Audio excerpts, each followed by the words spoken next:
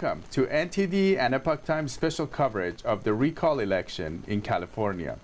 I'm Siamak Korami, and in the studio today I have Melina Weisskopf, who's NTD's Washington, D.C. correspondent. She's here to find out what's going on with the recall election in California. Melina, it's great to have you. Welcome. Thanks, Matt. Great to be here. It's interesting that such a deep blue state like California has over 1.5 million signatures on this petition to recall this Democratic governor, Governor Gavin Newsom. Can you tell us some of the leading candidates in this race? Yes, the leader right now is Larry Elder, who's running as a Republican. He's a conservative radio host. Then we got Kevin Faulconer, who's running as a Republican, who's the former mayor of San Diego. Also, we have John Cox, who's running as a Republican, who has ran multiple times in the past, and last time in 2018 he lost to Governor Newsom. Then we have Kevin Kiley, who's a Republican assemblyman, California assemblyman. And then we have Kevin Patrick, who's running as a Democrat. He's a YouTube millionaire star, and he's only 29 years old. And they're all running against Governor Newsom. Yeah, Governor Newsom, who's served California since 2019. He was elected in 2018. First, he served as the lieutenant governor of California from 2011 to 2019. Then he was the mayor of San Francisco from 2004 to 2011. So having been serving Californians for many years now, CMAC, do you think that Democrats are supporting Governor Newsom in this recall? So there's a number of Democrats that actually do support Governor Newsom, and the reason they support Governor Newsom is because of the pandemic and the virus. They're afraid of the virus and they agree with the lockdowns, they agree with his approach. But then there is also a number of Democrats that are going to not support the recall. They're going to say no to the recall, but they don't like the governor as well. They don't support the governor, and they're waiting for the next election to have somebody else. But these people, they would not vote for a Republican. They're actually doing this because they don't want a Republican to win. And there's also another factor in this recall election is that the enthusiasm. The people that are on the recall side, they're very enthusiastic about the recall. The people that are against the recall, they're not that enthusiastic about Governor Newsom, especially because of the French Laundry incident. And I know there was the mail-in ballots, right? That might give them more incentive to just vote. You know, they may not have had the enthusiasm, like you're mentioning, to want to go out to the polls and vote, but since they have the mailed ballots, they'll probably cast their ballot, right? Yeah, we have talked to some people and that actually specifically told me because they're getting the mailing ballots, it's easy and they will vote. Had it not been like that, they wouldn't go and vote for Governor Newsom. They wouldn't go out of their way to vote no on the recall, but now that it's coming to their house, they're going to be voting for it.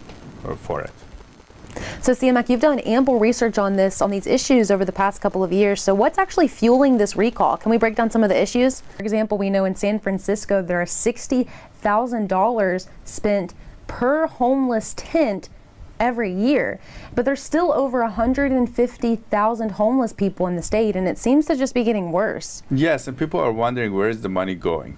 A lot of us here in California want to help the people that are unfortunate or they're suffering. And there was actually a measure passed in LA called Prop HHH. It was a tax increase that gave $1.2 billion to homeless and wanted to build housing. The idea was that they would build 10,000 units to house homeless people. To date, the money has gone and we haven't built even 1,000. Wow. So you wonder the discrepancy, and the mayor of LA is talking about soft costs and the challenges that they're having, and there's some nonprofit entities involved. People are wondering where the money is going. And there's another factor is that it seems like the policies are not hitting the root cause. A lot of experts I've talked to, they're talking about addiction, mental illness, and this is being the root cause of the homelessness, and solving that could get an individual back on their feet, or having a mental illness institution where you can have a long-term solution for somebody, getting them off the street. But what the state has done with the housing first policies, like people can't do anything until we can house them. And this policy has enabled some special interests, people that are in the housing industry, to come in and try to build houses. And the funding is going to build housing, and apparently they're very expensive houses. Yeah, that sounds like a really tough issue. I mean, we see it. I mean, our reporters at NTD have gone across the state and interviewed people, California residents, to see what they're thinking about this. Water pollution from the camps is also an issue, and they are especially concerned about children walking past. This is a student's walk to George Shirakawa Senior Elementary in the Rock Springs neighborhood. Since the pandemic, Venice Beach has been crowded with an increased number of homeless encampments, resulting in fires, trash, and crime. This is what we encounter every single day, and most residents are starting to fear for their safety. It's not safe to be on the boardwalk, especially after dusk. The boardwalk became a sanctuary zone under LA Council member Mike Bonin, but residents and business owners are calling on law enforcement to address the issue. Based on when we collaborate and find out what needs need to be met, we can bring additional resources to address those needs. And it's a quite comprehensive situation. And then outreach continues to satisfy those needs to assist someone to transition out of homelessness. And many candidates also have these proposals for how to end homelessness in California. In particular, I want to point out Kevin Pathrath, because many people have looked at his issue. Some have called them extreme. He wants to bring in the National Guard. So I know you did an interview with him, right, about what he wants to do. Yeah, let's listen to what he's saying. He wants to end it in 60 days, but let's listen. First thing we've got to do is no more homeless living on our streets within 60 days. The way we're going to do that is we are going to build 80 emergency facilities throughout the state. So they're accessible facilities everywhere. And these emergency facilities, think of them like high schools, able to hold 2,000 individuals each. We might take over abandoned malls or commercial buildings because there are plenty of them after COVID. And so what we're going to do in these is we're going to centralize support for homeless folks. That's education, mental health services, substance abuse services. We have a mental health crisis in this state. It's unaffordable. It's impossible to get mental health support. Wait times are ridiculous. We're going to solve that. So not only are we going to build these facilities, but we're going to provide services to homeless on the streets now so we can transition them after 60 days to our emergency facilities. After 60 days, nobody lives on our streets anymore. So after 60 days, no one's sleeping and trying to live on our streets because people are dying on our streets.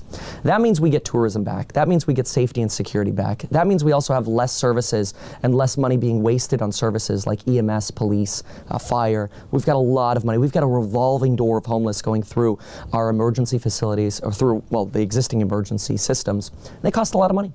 They go to the emergency room, taxpayers end up footing the bill for that, and it's very, very expensive. So we've got to fix homelessness on our streets. The next thing we got to do is we got to minimize people becoming homeless. And so in my opinion, we do that with something I call future schools. Future schools are new schools that we're going to create where 16-year-olds have the opportunity to opt into a future school. They'll still have the option to get accredited so they could still go to a UC or Cal State if they want to. But a future school will teach financial education, high school education, a college education, and a vocational education all in one in 2 years. So that way folks at 16 can choose, well, I want to become an electrical engineer, a nurse, a computer programmer, whatever. They're going to graduate at 18, debt-free, for free, and with a career. So let's break it down real quick. These candidates have different proposals. Let's look at kind of what they are. So we just heard from Kevin Pathrath, who says he wants to use emergency powers to create emergency housing for all homeless people to end homelessness within 60 days of taking office. He also wants to centralize medical and substance services, and he wants to put mental health at the core of his proposal. Also wants to include educational support, free meals, 3 meals per day, showers, hygiene, food supplies, medical supplies, whatever they may need, bringing in the National Guard to serve the homeless communities during the first 60 days that he proposes. Now, Kevin Faulkner, he wants to clean up the public spaces and no camping, not allow any camping, public camping. He also wants to have more services, mental illness services and addiction treatments. He wants to open up hundreds of safe beds and long-term housing so that to offer it to the homeless. And then John Cox, that Republican candidate who's ran for governor many times, his proposal is to put treatment at the heart of this. He wants to shift the funding that's going to housing and put that towards treatment. He also wants to use courts to force homeless people to receive mental health treatment. Now, Larry Elder wants to actually get rid of CEQA, suspend CEQA, which is CEQA is a law that doesn't allow a lot of developers to build housing in California. He wants to suspend CEQA and actually make this call it a state emergency and build a lot of low-cost housing. And he's taking the Ben Carson's way of dealing with the homelessness. And then we have Kevin Kiley, who is that state assemblyman, also a Republican, who says he wants to address the underlying causes. So he also wants to address mental illness and drug addiction. But another thing he wants to do is transition people into permanent housing. You know, Melina, we have done a lot of interviews on this issue because this is a very big issue for our state. And of the experts I've talked to, there are some of them that operate in the shelter services. And Andy Bale is somebody that actually runs a rescue mission in LA, and he has 20 years of experience helping the homeless. He came on the show, and this is what his recommendation was with dealing with the homelessness. Yes, I think the biggest common denominator of homelessness, people experiencing homelessness, I say now people devastated by homelessness, is the complete family breakdown. And that means there are people turning to drugs. There are people losing their mental health, and more than I've ever seen.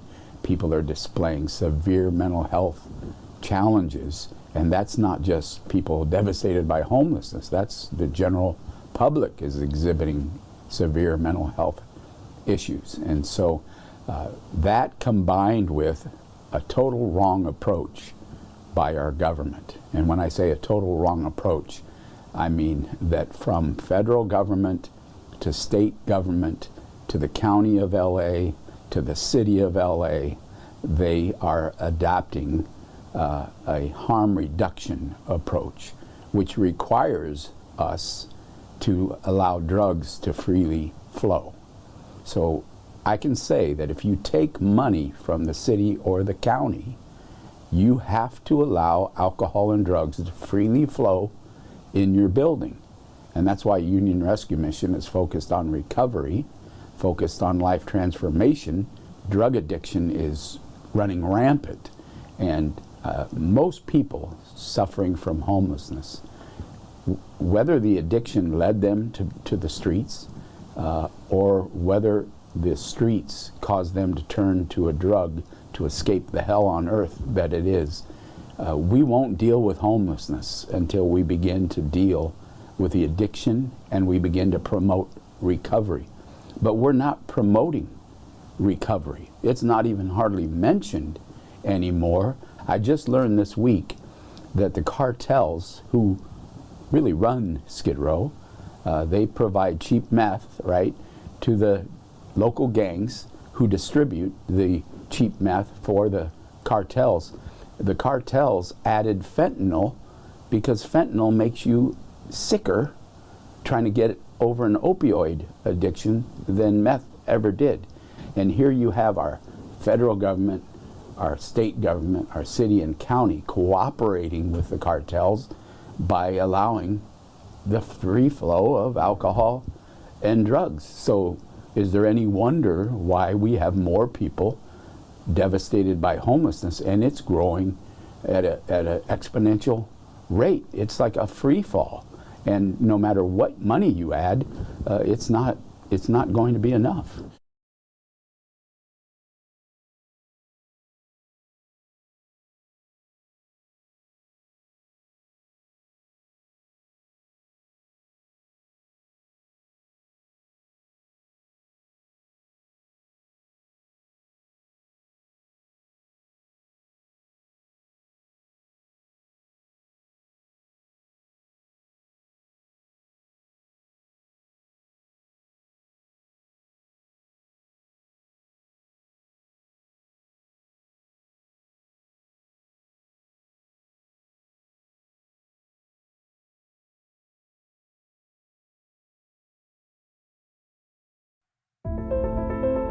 Good evening. Thanks for joining us. There's reporting that can be trusted. There are programs that can inspire every generation. There is a television network worth watching and sharing.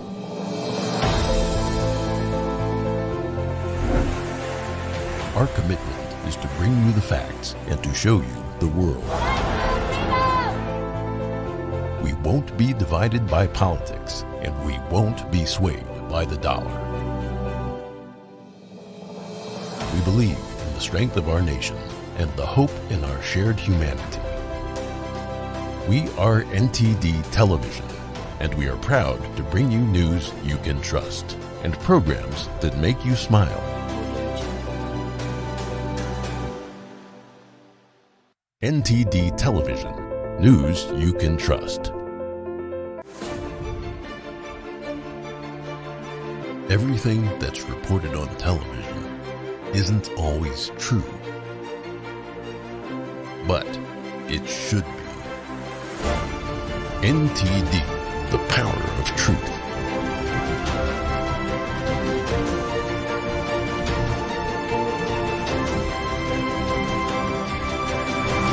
Now available 24/7 on television and streaming platforms.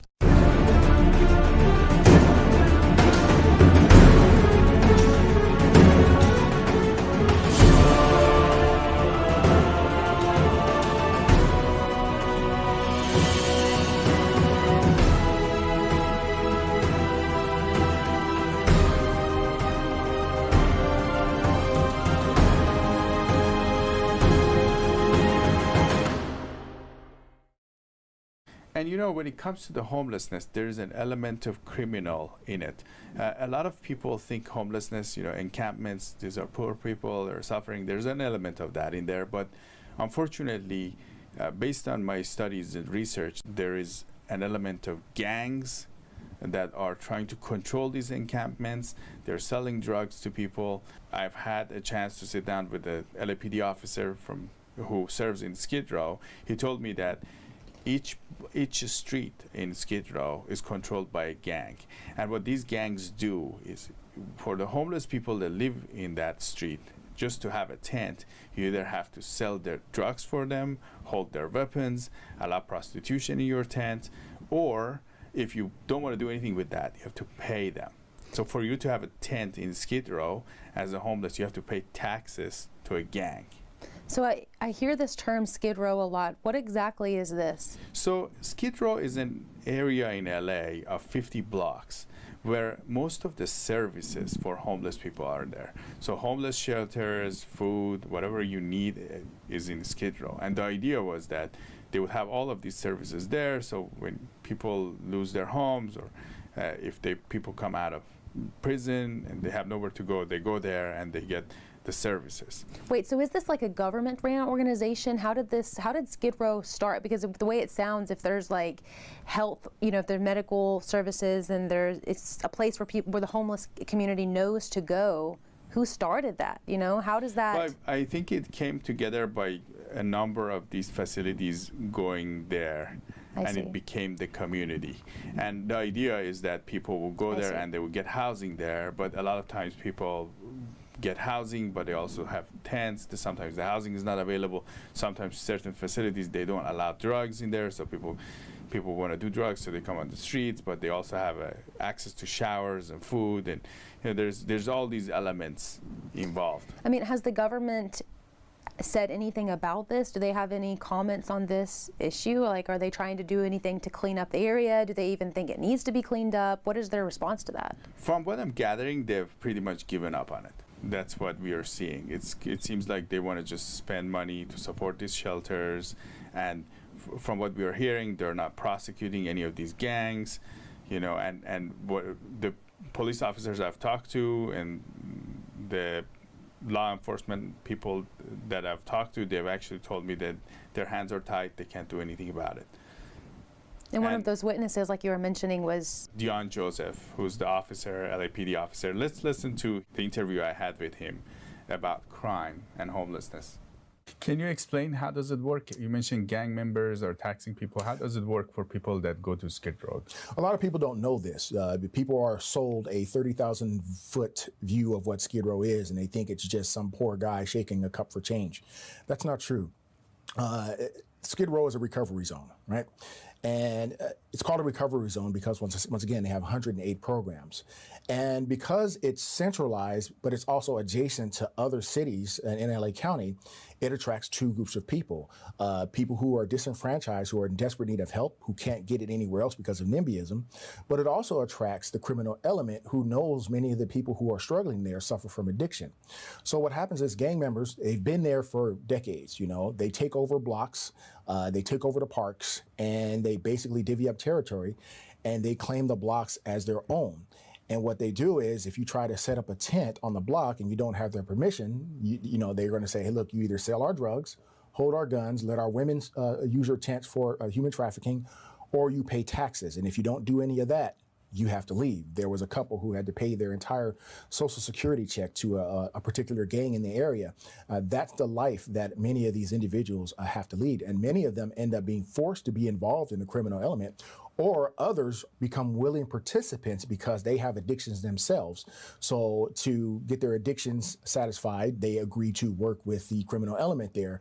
And it just creates this environment that's basically can easily be compared to Dante's Inferno. Crazy story. We had one lady who stayed at a newer hotel, and because she refused a drug dealer who was selling her drugs in her hotel room, she had just got off the streets, just wanted to get her life back. Because she refused basically at 2 o'clock in the morning, she went out to smoke a cigarette and she was assaulted by gang members because she refused to buy the drugs. So these are the things that the general public don't understand when you allow a hands-off approach, when you tie the hands of law and order, even in a place called Skid Row. And it's spreading everywhere. And I said this in 2007. I said, as Skid Row goes, so goes the rest of the county and the state and everything else. And it's happening at a rapid pace, because now Skid Row is so dangerous. It's too dangerous to be homeless in Skid Row. You know, when we hear about these gangs controlling the homeless encampments and extorting money and selling drugs, overall the state has taken a very relaxed approach on crime. And across the state, we see crime is on the rise. This Twitter video posted by radio host Adam Carolla has gone viral. The video shows two people casually walking out of a store carrying stolen clothes. On Monday, a thief stole a garbage bag full of items from the shelves of a Walgreens store in San Francisco. An ABC reporter, security guard, and another woman also caught the robbery on camera. Cell phone video footage shared on Twitter shows 10 people running out of the store carrying handbags. The thieves are then seen entering getaway cars, waiting for them outside the store. A recall election candidate remains critical of Newsom. What has Gavin Newsom done about it? He supported decriminalizing theft and gave early release to tens of thousands of violent criminals. And the state has taken an approach that's relaxed to crime. And there's three aspects to this. One is the decriminalization. The second one is actually defunding the police. And the third one is that we have these district attorneys in Los Angeles and San Francisco that don't want to prosecute crime. They're very soft on crime. And on top of that, we have certain laws that we as residents voted for, such as Prop 47, Prop 57. Prop 47 is a law that is controversial now. A lot of people are complaining about it, especially in the law enforcement field. It was branded as safe neighborhoods and safe schools. Sheriff Villanueva, who is the sheriff of LA County, here's what he told me about Prop 47. Trust me, criminals are retooling what they do based on that. Right now, when they did Prop 47, numerous scientific studies showed that it did increase the rate of property crimes, Prop 47, because it decriminalized a lot of block property crimes. And now we have people who go into stores shopping, knowing that just get below the 950 limit, and they just walk out and don't even bother paying for it. People at restaurants. In fact, I talked to a restaurant owner in the City of Commerce just the other night. He says every single night, and this is a decent, not a ultimate high-end scale restaurant, but a decent one where you can get a good steak, dinner. He says at least once a night I have an entire table they'll pick up and say, hey, we're not paying. And they just walk out on them. Wow. And stiffs him for a bill of $200 or $300 every single night, because they know that they don't face a lot of consequences when they do it. So that impacts everybody. Oakland Police Chief LaRon Armstrong spoke about the impacts of cutting $17 million from the Oakland Police Department's budget. Armstrong said he felt challenged by the decisions made last Thursday when the Oakland City Council voted to redirect police funding to violence prevention programs. Our shootings are up over 70% this year. Our robberies are up 11% this year. It's been 1,300 robberies in this city already this year. Our carjackings are up nearly 88%. So we see clearly that crime is out of control in the city of Oakland, and our response was for less police resources. He said starting July 1st, there won't be extra officers for public safety. And Melina, Larry Elder has been the candidate that has been actually very vocal about Prop 47. Let's listen to this. So now we're diverting $150 million from the LAPD for youth programs that we wouldn't have needed had the family not been destabilized by liberals. And this assault on the police, it's called the Ferguson effect, CMAC, or the George Floyd effect. And that is this phenomenon of accusing police officers of engaging in systemic racism, of using force more forcefully against blacks than against whites. It's not true. There's a big article in the Washington Post. I always like to cite liberal publications when I can. Big article in the Washington Post, April 27, 2016. I know the date because that's my birthday. A long article about all these studies going back over decades showing the police more hesitant, more reluctant to pull the trigger on a black suspect than a white suspect. Same year, July of 2016, cover story in the New York Times about a Harvard economist named Roland Fryer. He's black. He's so brilliant, he's Harvard's youngest tenured professor in its history. And Harvard is the oldest college in America. That's how brilliant he is. And because of the high-profile killings and deaths of people like Michael Brown in Ferguson, and Eric Gardner in New York, and Tamir Rice in Cleveland, and Freddie Gray in Baltimore, he just knew the police were using deadly force disproportionately against black people just because they're black. So he did a study. He said it was the most shocking finding of my career. Not only was it not true, the police were more hesitant, more reluctant to pull the trigger on a black suspect than a white suspect. Now, you're a cop, no matter what your race, and you're tooling around because much of police work is discretionary. You can choose to get out of the car and look at something suspicious if you want, but what's the upside? The upside is the more interactions you have, the more likely it is you're going to be accused of engaging in systemic racism. So cops are pulling back, and they're engaging with what's called passive policing as opposed to proactive policing. Bad guys know it, crime goes up, and the people who are disproportionately hurt are black and brown people, the very ones that the left claims that they care about. And something actually that Larry Elder is campaigning on, which I find is interesting, is that he wants to recall some of those district attorneys that are not prosecuting crimes. I know, and there's two areas. There's actually two district attorneys. One of them is for San Francisco, and another one is from Los Angeles. And both of them are facing recall. Right now in California, we have a recall fever. There's a lot of recalls going on. And these district attorneys, they're facing a big backlash in their own departments, and they don't want to prosecute crime. And also families of people that have been victims have big concerns about their loved ones that they had lost to criminals. And now these district attorneys, they want to let these criminals out or be very easy on them. So what is Larry Elder's proposal? What is the situation behind that? Like, he just wants to completely take them from their positions, or he's campaigning on this? He's the only candidate that's campaigning on it. Yes, they want to recall them so that they will be replaced by other district attorneys. Now, is that something that the governor can do? The governor has the authority to just take them out of their positions? No, he's just supporting them. I believe that's what he's doing because they're elected officials, from what I understand. So he's pretty much calling on the citizens to petition the DA's recall. Yes. While we're going through a recall. And there's already a recall going on for both of them. Oh, there's a petition going around for district attorney in San Francisco and Los Angeles. And the sheriff of Los Angeles is also supportive of the district attorney recall. Okay, interesting. So I think next we should go into the water and fire and drought issues. So we're going to take a quick break, and then we'll come back with more for you on that. Good evening. Thanks for joining us. There's reporting that can be trusted. There are programs that can inspire every generation. There is a television network worth watching and sharing.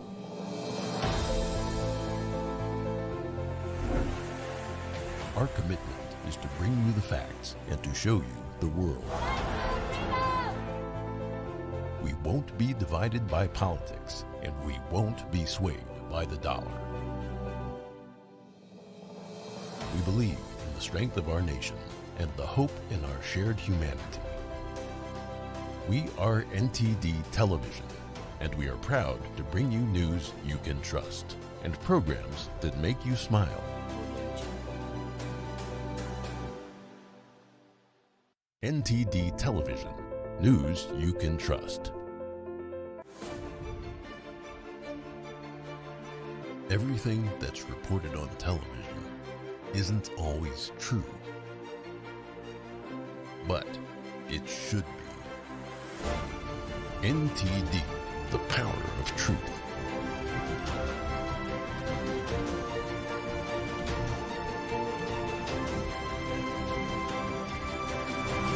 Now available 24/7 on television and streaming platforms.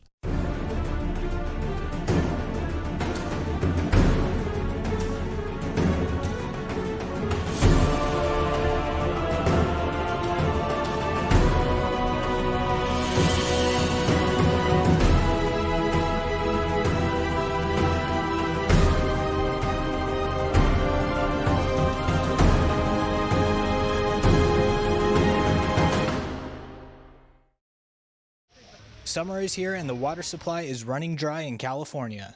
The state's drought claimed 9 more counties after Governor Newsom signed emergency proclamations on Thursday. Unable to obtain or afford water, some almond growers have stopped irrigating their orchards, letting the trees die. The Santa Clara Valley Water Board of Directors decided to charge residents of the county more in order to keep underground water at normal levels. The average water bill may see an increase of 9% per month. That's about $4.30 to $4.82 more. So another issue facing California is a water shortage. We know this has been coming up in the news a lot. Matt, can you tell us more about why this is an issue here? Yeah, you know what's happened is in California, what we've done is we have focused on conservation. The policy has been around, let's conserve what we have, which is not bad. But at the same time, we've had a big population growth, and we haven't really built supply, which is like we haven't built any reservoirs, we haven't built any new dams. It's been 50 years since we built any serious water infrastructure like a big dam. And I've had multiple guests on the show, which I want to bring them in, and you can take a look at what their thoughts are on this. It's a supply and demand issue from my perspective. And unfortunately, most in the state only focus on the demand side. They don't want to focus on the supply side. The average supply for the state is pretty consistent. On an average year, about 200 million acre feet of water hits the state. About 100 million of that goes right back into the environment, so you really can't touch that. So you're left with really 100 million acre feet of usable or water that can be developed. Of that 100 million, 50 million is taken it right off the table and told you can't use this. This is for the fish. This is for the rivers, the streams, for the environmental purposes. And then you have 40 million acre feet for agriculture. That's very important. We historically have been the breadbasket for the world. To me, growing our own food is a national security issue. If you look what we learned with the Wuhan virus, we didn't develop our own pharmaceuticals. We didn't manufacture them anymore, so we were short of those. So we need to be solid on the food side. But then when you get to what the humans consume, recreation for manufacturing consumptions, 10 million acre feet. It's a very small amount. And so we have that amount that hits the state every year. We just don't store enough. So CMAC, who seems to be impacted the most from this water shortage that you're seeing? It is mainly the farmers. You know, we've been told as consumers to conserve as much as we can, but really the people that are impacted the most are the farmers. Their shares have been cut, and some of them they cannot grow because of this water shortage. Before the Delta smelt thing came up about 12 years ago or so, we were getting an average of about 70% delivery out of the aqueduct. And now after the Delta smelt, we're averaging 25 to 30% delivery. This year we got 5. But what are they doing with that water? They're flushing this year 75% of it to the ocean. Of the total water coming out of the Delta, 75% is going to the ocean. That is a problem. It's a political problem. So this seems like a pretty intense issue. I mean, you talk about water shortage, so why are people in California putting up with this?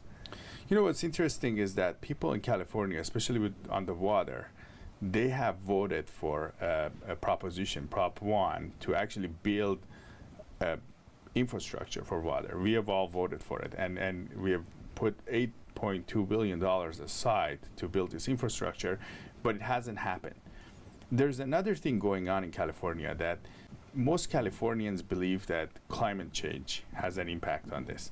And because of that, they don't connect the drought issue of water shortage to actually the state policies. Right, the policies that are more for climate protection. Yeah, so what they see is that they will look at the drought and they don't pay attention to, okay, we didn't build any supply.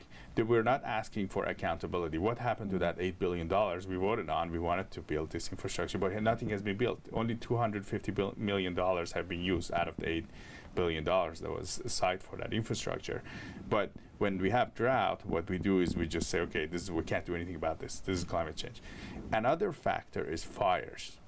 You know, when we have fires, the fire season, somebody was joking about this and saying, like, in California we have 5 seasons now, and fire season is the 5th one. Oh no. You know, and what's happened is that, well, people think like this is climate change, you know. Of course we're gonna have fires because there's global warming. We're not connecting the issues to the state, and we can look into these Dixie fires. It was a big fire, and the approach the state has taken to managing forests is very questionable. And we have some experts that on the show that have commented on this. I actually get a kick out of it when people say that wildfires are caused by global warming, because wildfires are caused by catastrophic wildfires, that is, are caused by an overabundance of fuel. And what I mean by that is too much vegetation, too many trees, too many bushes. So a lot of people go to the forest and they say, this is beautiful, I love the forest, and they're seeing a density of trees that looks almost like a rainforest, and they think that's natural because that's what they're visiting. But long ago, before people got here, forests looked much different, more like a park. And for instance, when I lived in Lake Arrowhead, the ideal or natural amount of pine trees per acre was 50 trees per acre. And up there, when I lived up there, it was about 200 trees per acre. A little bit of that has changed. So in our history, we've had some catastrophic things happen. Because of droughts and things, we've had infestations of the bark beetle. I don't know if you've ever heard about the bark beetle, but back in the early 2000s, the bark beetle did a lot of damage to our forests because of drought. So because there's the soil's like a sponge and it only has so much water. It can support the 50 trees, right? But as it has more and more trees, up to 200 on an acre, that sponge of water is getting depleted and the trees are getting weaker. So these bugs would attack the trees, make them die, and now all of a sudden we have this even more fire danger within our forests. And that went on all over California, and in 2004 we had a lot of catastrophic wildfires just because of that, because we weren't thinning our forests. Good evening, thanks for joining us. There's reporting that can be trusted. There are programs that can inspire every generation. There is a television network worth watching and sharing.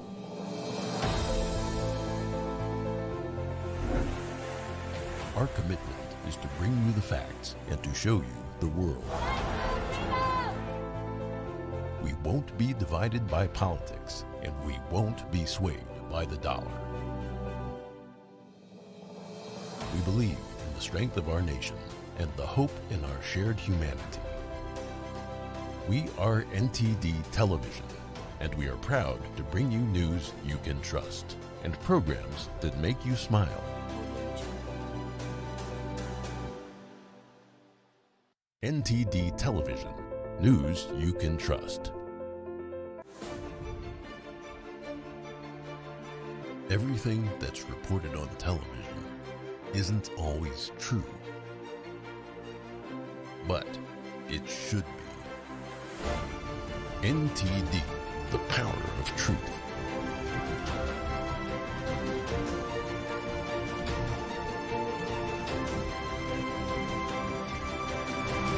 Now available 24/7 on television and streaming platforms.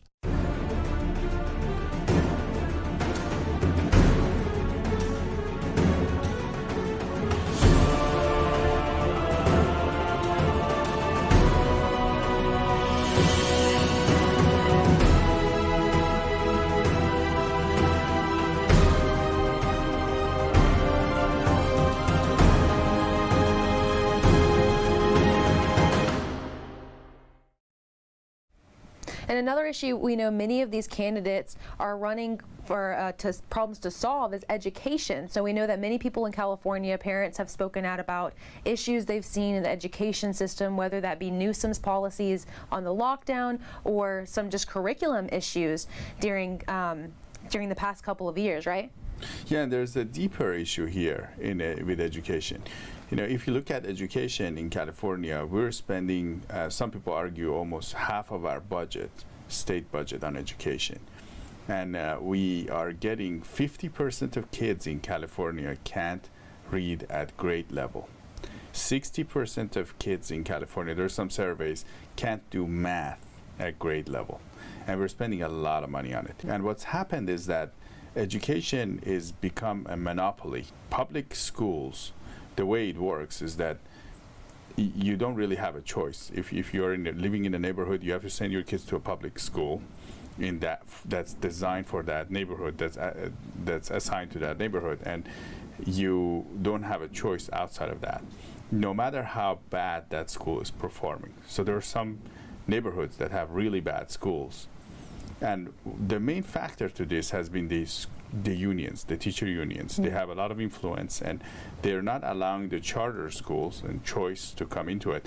And you mentioned Gloria Romero. She's the Democrat Senate Majority Lead that's campaigning with Larry Elder, and one of the reasons she's doing that is because she's pro-school choice. And Larry Elder has been the candidate that has been really pushing school choice because apparently he has had personal experience going to a school that had a very low proficiency rate in math and English.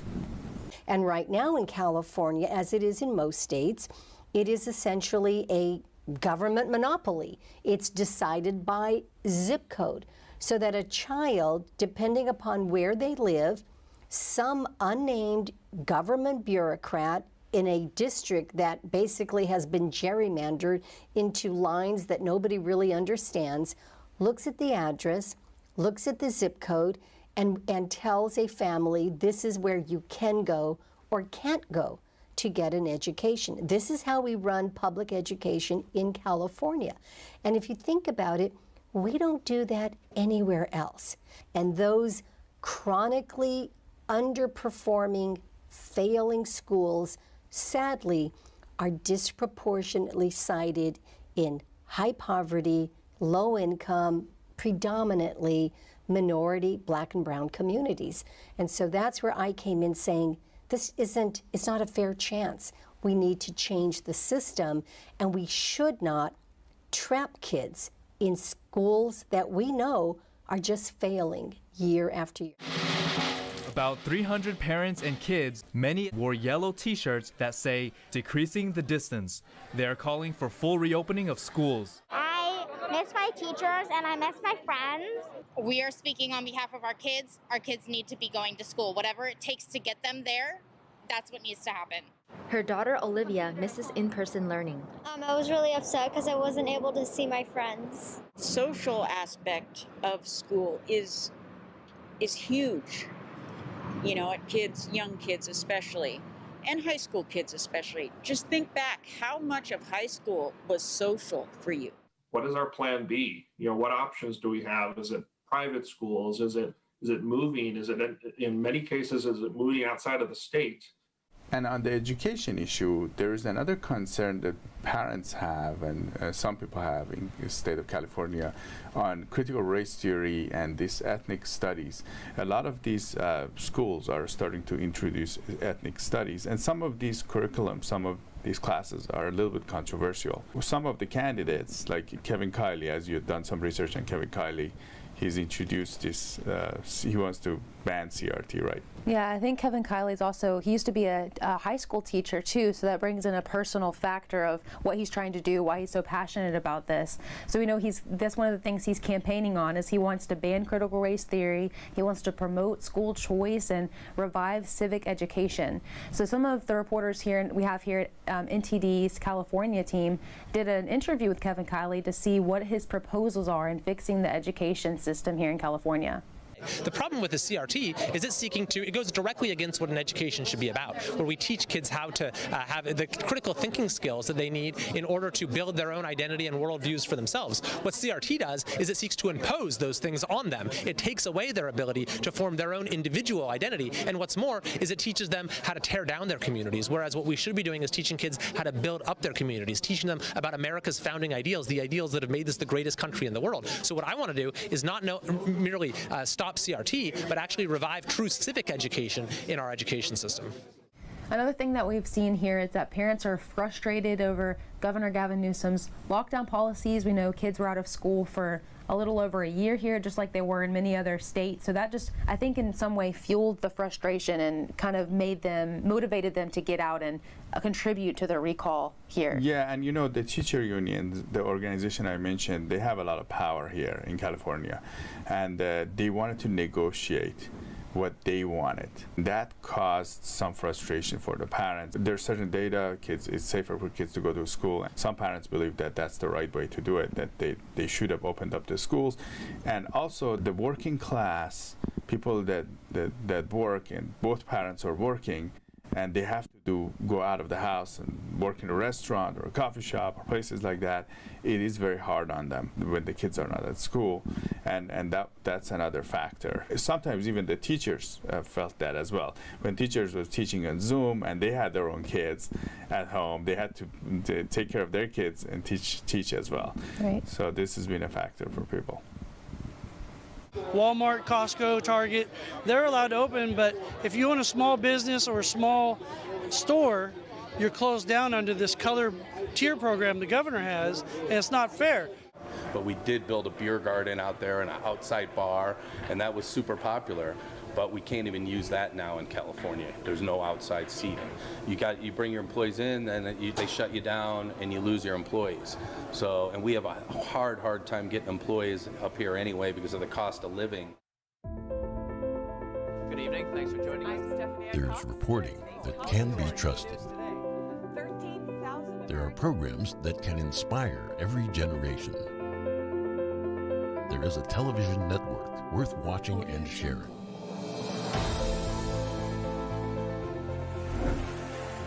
Our commitment is to bring you the facts and to show you the world.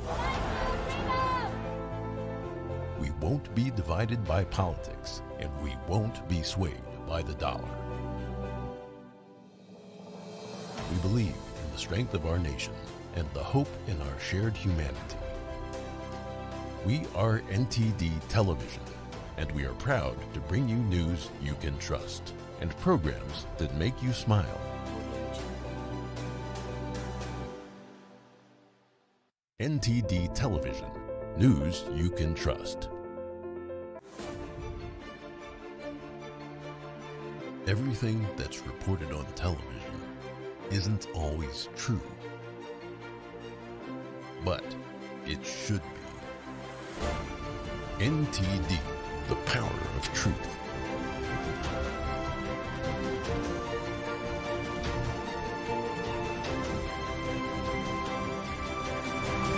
Now available 24/7 on television and streaming platforms.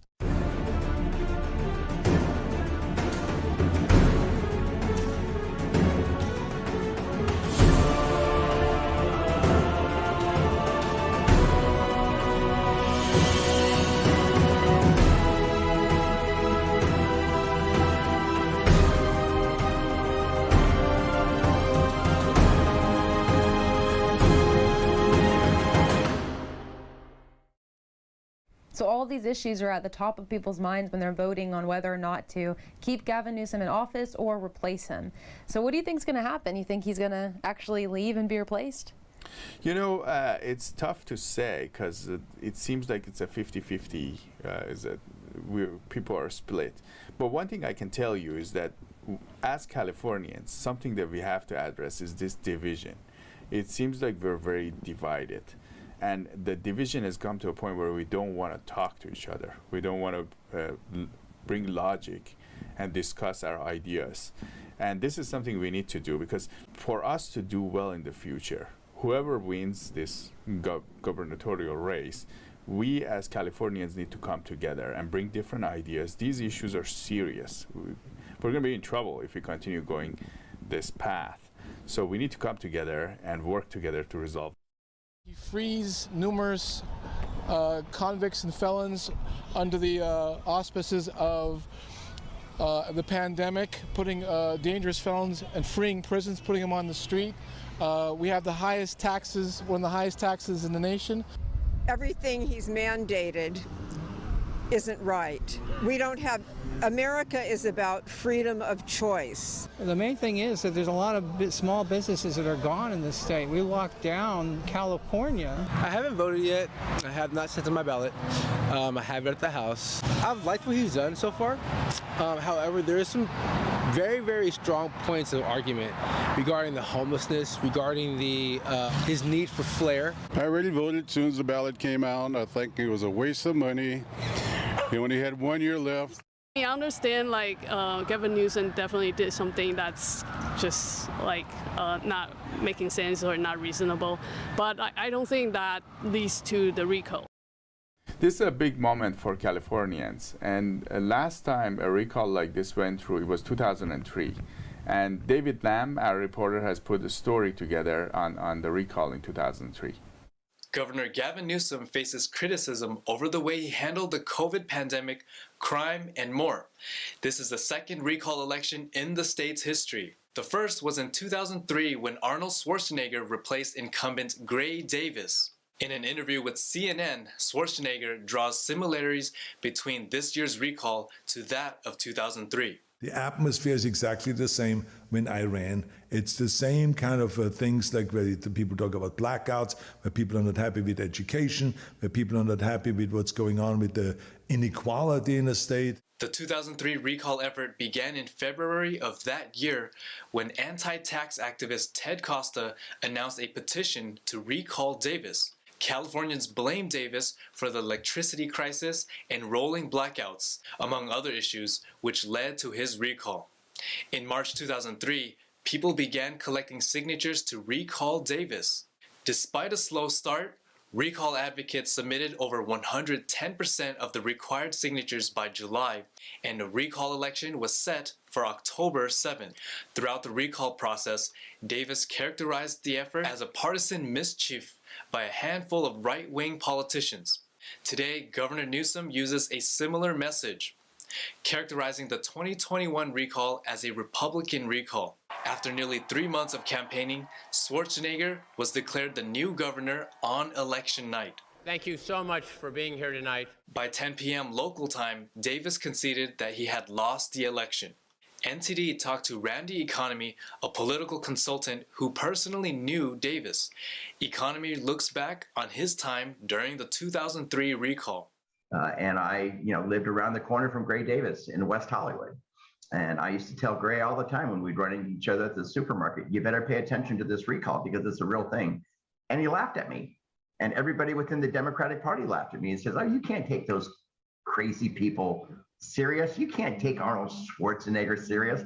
No, that's a bunch of, fringy kooks who are actually trying to go ahead and steal an election. Economy told NTD he used to be part of the Democratic Party. Well, on election night, I sat literally 5 feet from Gray Davis with tears rolling down his face and his wife's face, and everybody in that room had looked like they had just, been taken to the worst funeral of their lives. In the 2003 recall, 55.4% of voters voted for Davis to be recalled. About 45% said no. That's nearly 5 million yeses and 4 million no's. The top two replacements were Lieutenant Governor Cruz Bustamante and Schwarzenegger. Bustamante garnered nearly 32% of votes, while Schwarzenegger won over 48% of votes. He was later dubbed the name Governator, a reference to the actor's Hollywood films. Recall election ballots ask voters to answer 2 questions. 1, should the current governor be recalled? And 2, who should replace him? Today, Californians are voting whether or not to recall Governor Newsom. If the recall is successful, a new governor will be instated on October 22nd and finish the remainder of his term. Otherwise, Newsom will continue in his role until January 22nd, 2023.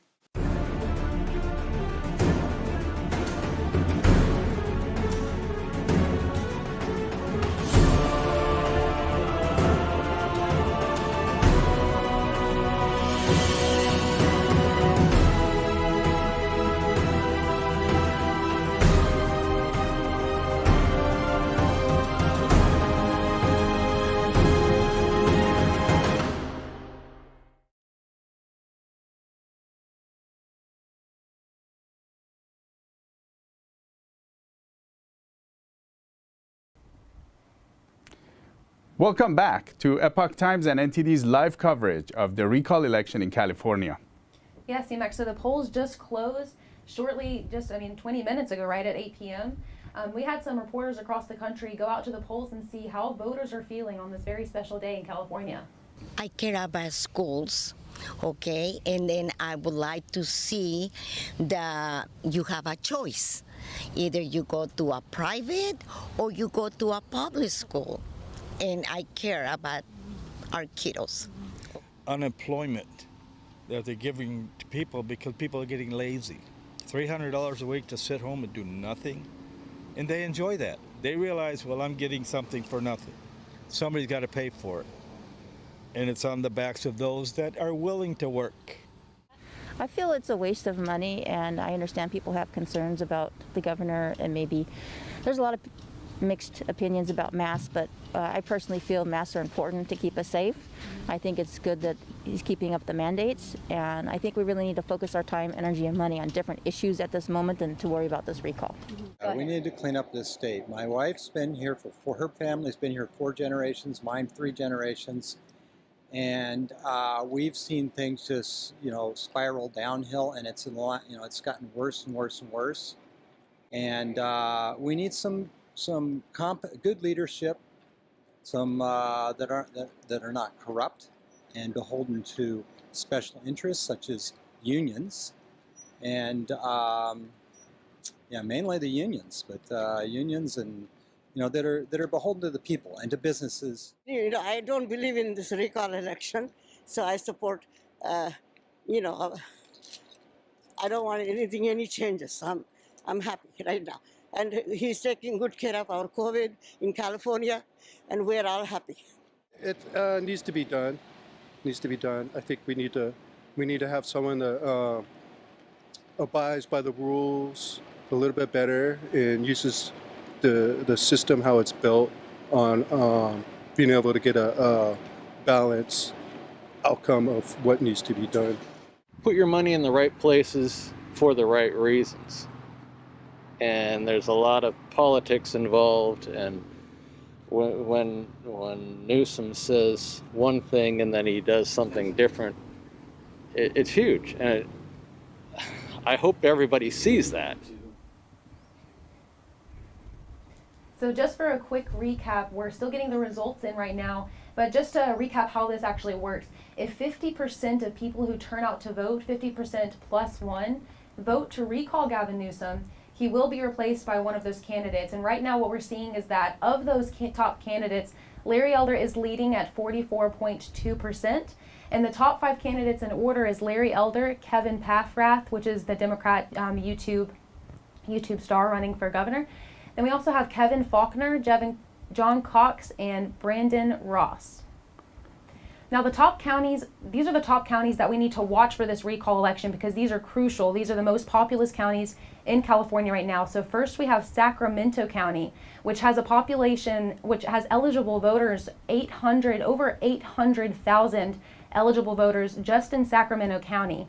And just for a quick demographic on that county, the majority of them are white, with 52% of the population being white, and then the second most populous ethnic group is the Asians. That's at 16%. Now, in past elections, this group in Sacramento County voted half and half Democrat and half Republican. Now, for Santa Clara, there's 1.2 million eligible voters. The majority of that population is of Asian ethnicity. 43.1% is of Asian ethnicity. Now, the second most populous ethnicity in that group in Santa Clara is the white population. That's 31.5%. And most people in Santa Clara in past elections have voted Democrats in office. Now, the next county is Alameda County. 1.1 million eligible voters in Alameda County. The majority of that population is white at 38% white population. The second most is Asian. So what we're seeing is mainly Asians and white population here in California voting on this. In Alameda County, this group of people voted mainly for Democrats in the past. Moving on to another populous county in California, crucial vote here for the recall election, Contra Costa. So there's 700,000 eligible voters in Contra Costa. The majority of the population is white at 39%. The second most the second most Asians are the second most group that live in Contra Costa County. There is 18.4%, and this is a Democrat county. Then we have San Francisco with almost about 900,000 eligible voters, and majority white, 41% white. And second most group is Asians. They have 33%, and this is a Democrat county. For San Francisco. Now, as far as San Mateo, so we have San Mateo, yeah. San Mateo, sorry. Georgia native here. San Mateo has 500,000 eligible voters. The majority of that population is white, close to 50%. Second most populous is Asian. They usually vote Democrat as well. The next county is Marin County, and there's 180,000 eligible voters. Majority are white, 77% white, and then the Hispanics are next with 15%, and this is a Democrat county.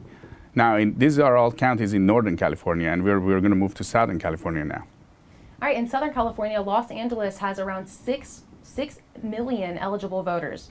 The majority of that population in Los Angeles is Hispanic, at around 50% Hispanics there. Second most populous is 26% white. Now, Los Angeles voters usually vote for Democrats. Now, as for San Diego. San Diego has 2.2 million eligible voters. Majority are white, 75% white, and then Hispanics are next, and with 30 and then we have half are going for. This is one of those counties that is going half Republican, half Democrat, roughly. And then the next most populous county in Southern California is Riverside. So there's 1.5 million eligible voters in Riverside County. The majority of that population is white at 56%, and the second most populous ethnic group is Hispanics. That's 51% Hispanics in Riverside. They usually vote Republican. And keep in mind, this is interesting to point out, the fact that Riverside has the Hispanics are 50% of the vote, and they vote majority Republican. So that's actually interesting to point out here. And Orange County is the next. It has 2 million eligible voters, and majority are white, and then the Latinos are second, and with 35% of the voters. And this is a Republican county. And moving on to the last most populous county, which is really crucial for the vote here in California, San Bernardino County. San Bernardino. So there's 1.3 million eligible voters in San Bernardino. The majority of that population is white at 76%. Second most populous is Hispanic at 54%. That group in San Bernardino votes half and half Republican and half Democrat. And then in the studio with us tonight, we have Craig Kashishian, who's a pollster. And Craig has been watching this election closely. He's been polling. Craig, what do you think of what's going on right now? Do you have any access to the stats? What are your thoughts? Hi, CMOC. Thank you for having me on. I have public access, as anybody would, to data. We have polled privately on behalf of our groups, and we initially saw a very strong rate of enthusiasm for the recall in mid-August, and then we started to see that interest slack off over time. Unfortunately, that very trend line has continued, and as I speak to you now, the Democratic participation has been extraordinarily strong on the mail-in ballot side, strong as well on the Republican side on mail-in ballots to date. It's the independent/non-party preference voters that are lagging behind both the Republicans and the Democrats. And for the Republicans to prevail in this recall, for Larry Elder to prevail, he needs a very strong surge of support from independent and non-party preference voters. Republicans will fall into line, but the Democrats have also fallen into line. So that spells danger for Mr. Elder and the Republican candidates who are seeking to replace Governor Newsom.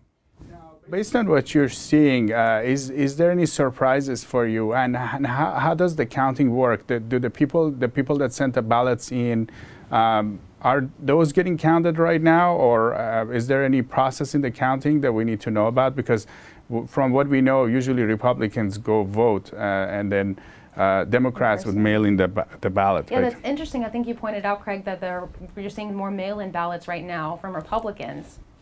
So that's an interesting point to point out. Yes. The trend line is about 45%, 44% of all ballots mailed to Democrats and to Republicans have been returned by mail by Republicans and Democrats.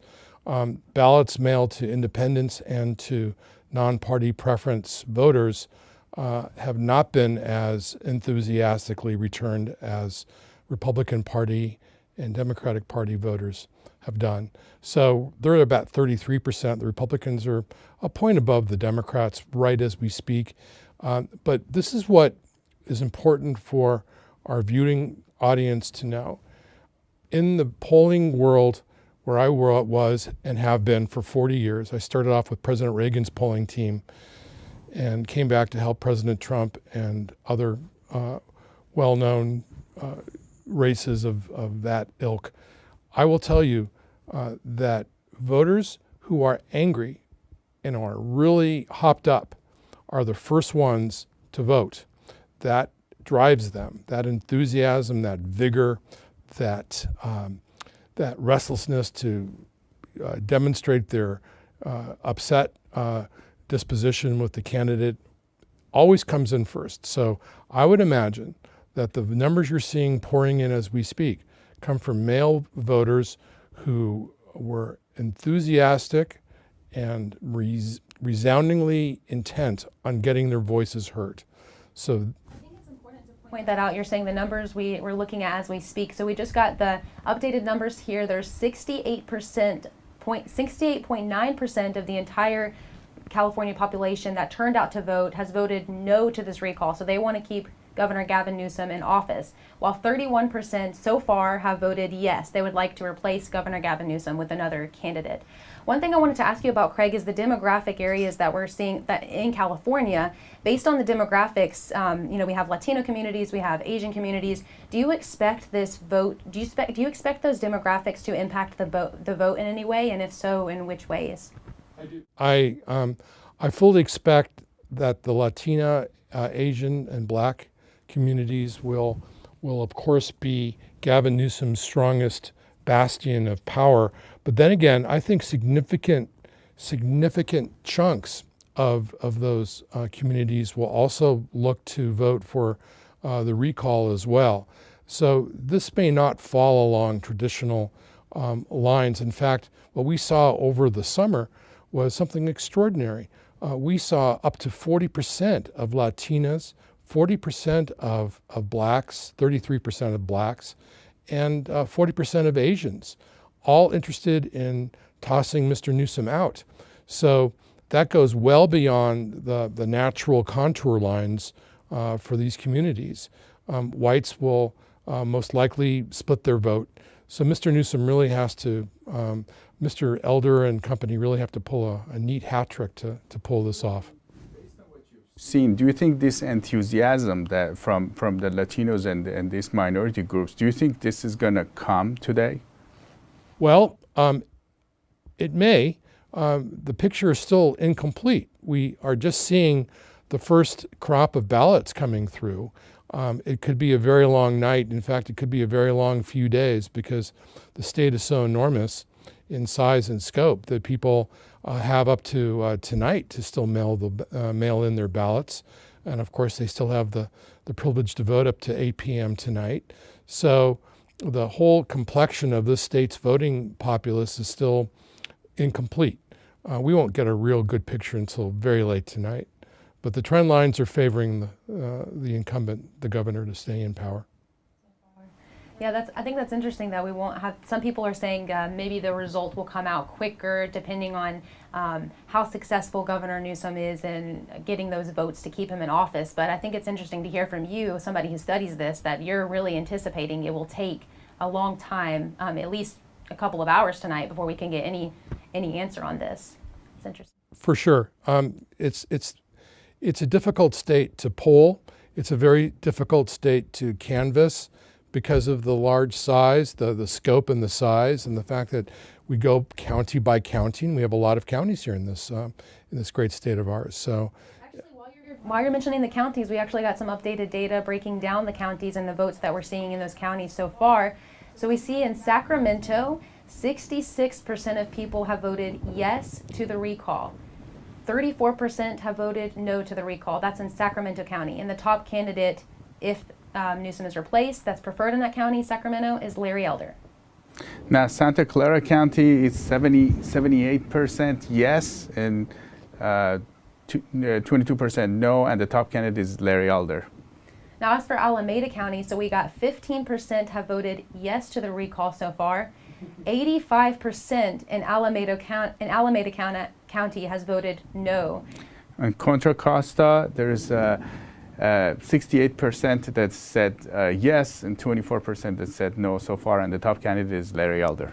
Right. Well, what you're looking at effectively are the two most polarizing counties, three of the most polarizing counties in the state. Alameda County is home to Oakland, very liberal, Berkeley, all that. So expect a very pro Governor Newsom vote in those counties. In these other counties outside of Sacramento, those are deep red districts, believe it or not. California is not as clean cut as it used to be, where the top half of the state was traditionally blue and the bottom half south of Santa Barbara was traditionally red all the way down to the Mexican border. That's all changed now.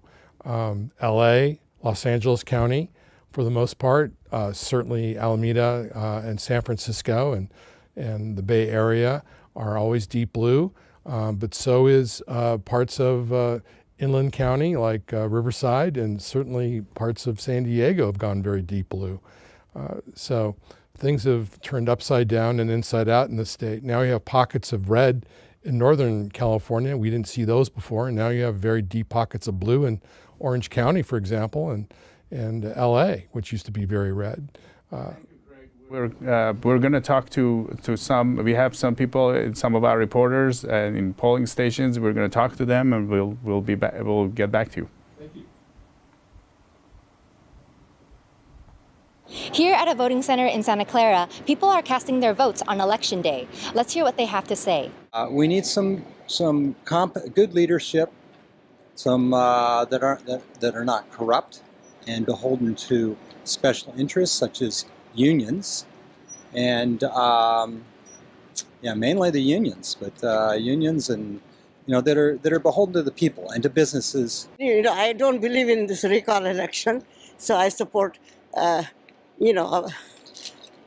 don't want any changes. I'm happy right now, and he's taking good care of our COVID in California, and we're all happy. It needs to be done. I think we need to have someone that abides by the rules a little bit better and uses the system how it's built on being able to get a balanced outcome of what needs to be done. Adding my voice to the whole to the public consensus, making sure that my opinion is well received, I suppose. I'm Jackie Mulinax, and I'm here at one of the many voting centers open today in California. It's a very big week for California as we move further into this recall election. And it seems, whether for it or against it, it's a hot topic of conversation pretty much anywhere you go. Now, I've heard a lot of names today talking with people such as, front-running candidates like Kevin Kiley or Larry Elder. But I've also spoken with a few people who say they'd like to see Newsom continue. He's done his job and he deserves to finish out his term. I want him to work more towards climate change and doing things about the forests and such and wildfires. But I think we cannot lose a Democratic voice, because I don't want us to be another Texas. I don't want us to be another Florida. I want women to have their own choice to make up their own minds about their bodies.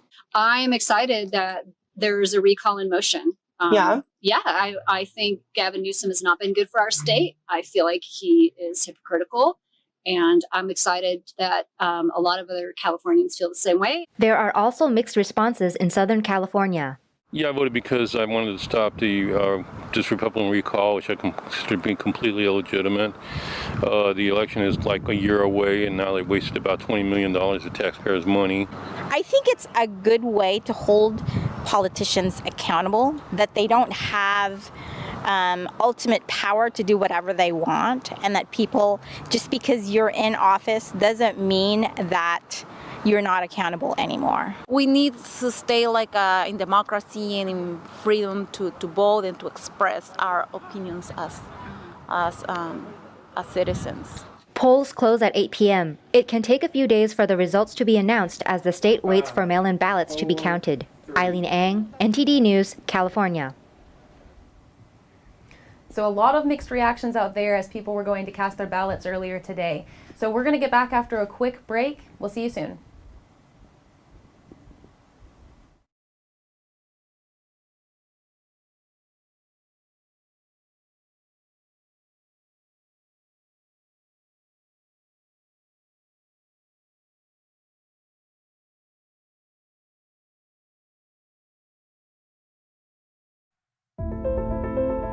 Good evening. Thanks for joining us.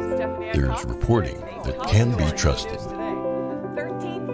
There are programs that can inspire every generation.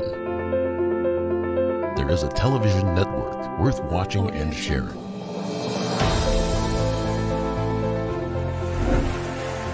Our commitment is to bring you the facts and to show you the world. We won't be divided by politics, and we won't be swayed by the dollar. We believe in the strength of our nation and the hope in our shared humanity.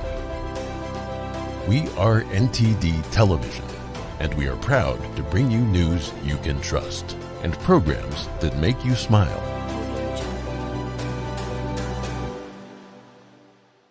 NTD.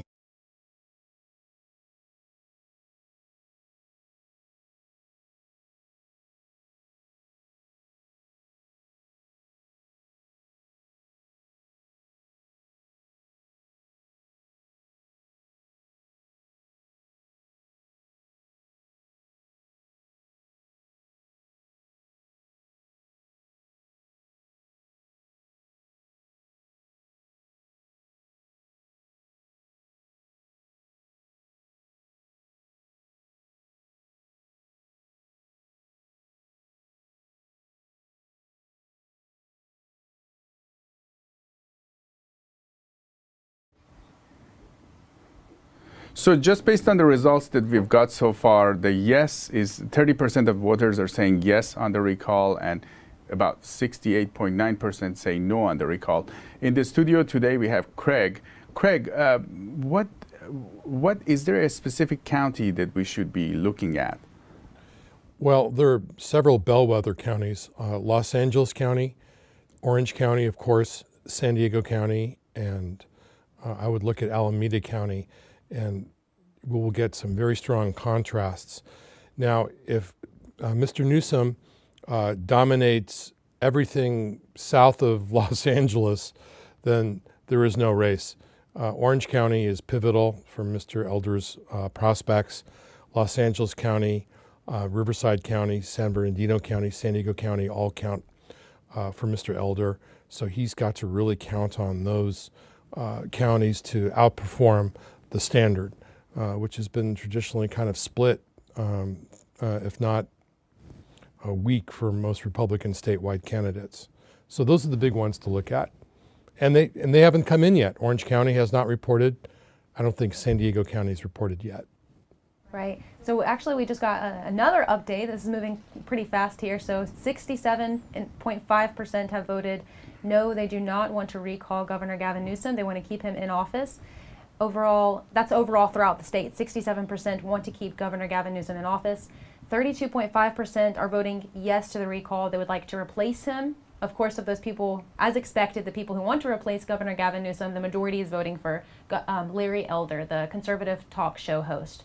So I wanted to ask, it seems like it's dividing a little bit more. It's getting a little bit more thinned out. More people are voting yes to no to the recall right now. So I'm just wondering, do you expect this trend to continue, Craig, or do you expect some of those people who went to the polls today, some of those numbers to show in shortly?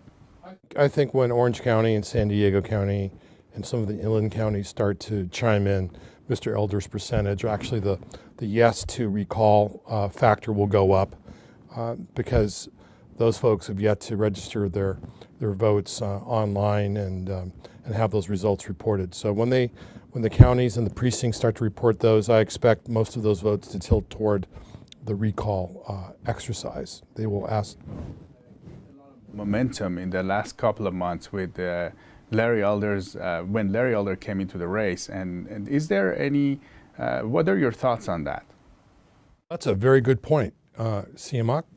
In fact, Larry Elder most likely electrified this race. This race was, I think, a folly. Most recalls tend to be. Very few recalls are successful. So the way we looked at this professionally over the last several months was that we thought that Newsom would prevail with ease, and there was no serious interest other than some very passionate people that wanted to see Gavin Newsom ousted. Well, as time wore on and as the effects of COVID lingered and the extraordinary measures in place to combat COVID by shutting down businesses and keeping kids out of school lingered, the reaction to ousting Newsom actually gained traction. All it needed was a real catalyst, and Larry Elder was exactly that. He was a lightning rod. And that's why you saw such a surge of interest in the recall, and that's when the polls really started to take on some momentum for the recall after Elder was able to get registered and become a viable candidate. So Larry Elder was the one who really electrified this race and electrified the Democrats to scramble and bring in big guns like Joe Biden and Kamala Harris to campaign for him.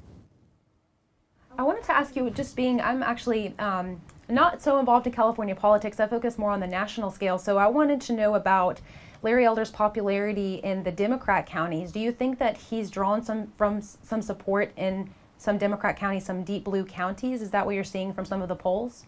Well, from the polls, I did see that. I don't know whether they're going to match up with actual results just yet. But Mr. Elder has a very compelling story and appeals to a lot of folks who had to come up from the bootstraps like Mr. Elder did, and that resonates. And one of his big tenets is improving education by offering school choice, and that, again, resonates with a lot of ethnic families who want to get their kids out of the public school system into a better academic environment, and public schools, school choice, gives them that chance. Craig, there's a phenomenon in California that some Democrats will never vote for a Republican no matter what. Is this correct? Have you seen something like that? Or in this recall, and then there's other thoughts that this recall, there are people that have gotten involved that were not political before. What are your thoughts? Well, that's a good question too, and thanks. I can give you a very interesting example. I worked as a White House pollster to keep an eye on the George Deukmejian-Tom Bradley race in 1982. And a lot of people thought that Tom Bradley, the Democrat, would knock off George Deukmejian with ease. We predicted that George Deukmejian, the Republican, would win the governorship, and we learned why. Because a lot of Democrats who hadn't voted since John F. Kennedy decided to vote for George Deukmejian because there was another ballot initiative on that ballot that was to control handguns, and they didn't want their gun rights compromised. So when they checked that box off, they decided to check off the Republican. So yes, they do split ballots. They still do, although I think political affiliation now is a lot more polarized. So 90% of Republicans will vote Republican, and it's fair to say 90% of the Democrats will vote Democrat. Thank you so much, Craig, for that insight. We really appreciate that. So now we're actually going to move on and speak with one of our California correspondents who has been covering this recall in depth for the past couple of months. So we're going to meet in with him. David Lamb, how are you doing tonight? Hey, Melina, I'm doing good. How are you? Well, here. So we wanted to know what are some of the things that what are your insights on this after having covered this over the past couple of months? What are you thinking? Yeah, Melina. So I've been covering it since it first started, and to be honest, when I first saw the logo of the Recall Gavin campaign, the red, yellow, and black, I didn't think much of it. It was a grassroots organization, and the organizers referred to themselves as average Joes. So I didn't know if it was going to go anywhere. But they started having rallies and started getting more petitions, and rally after rally.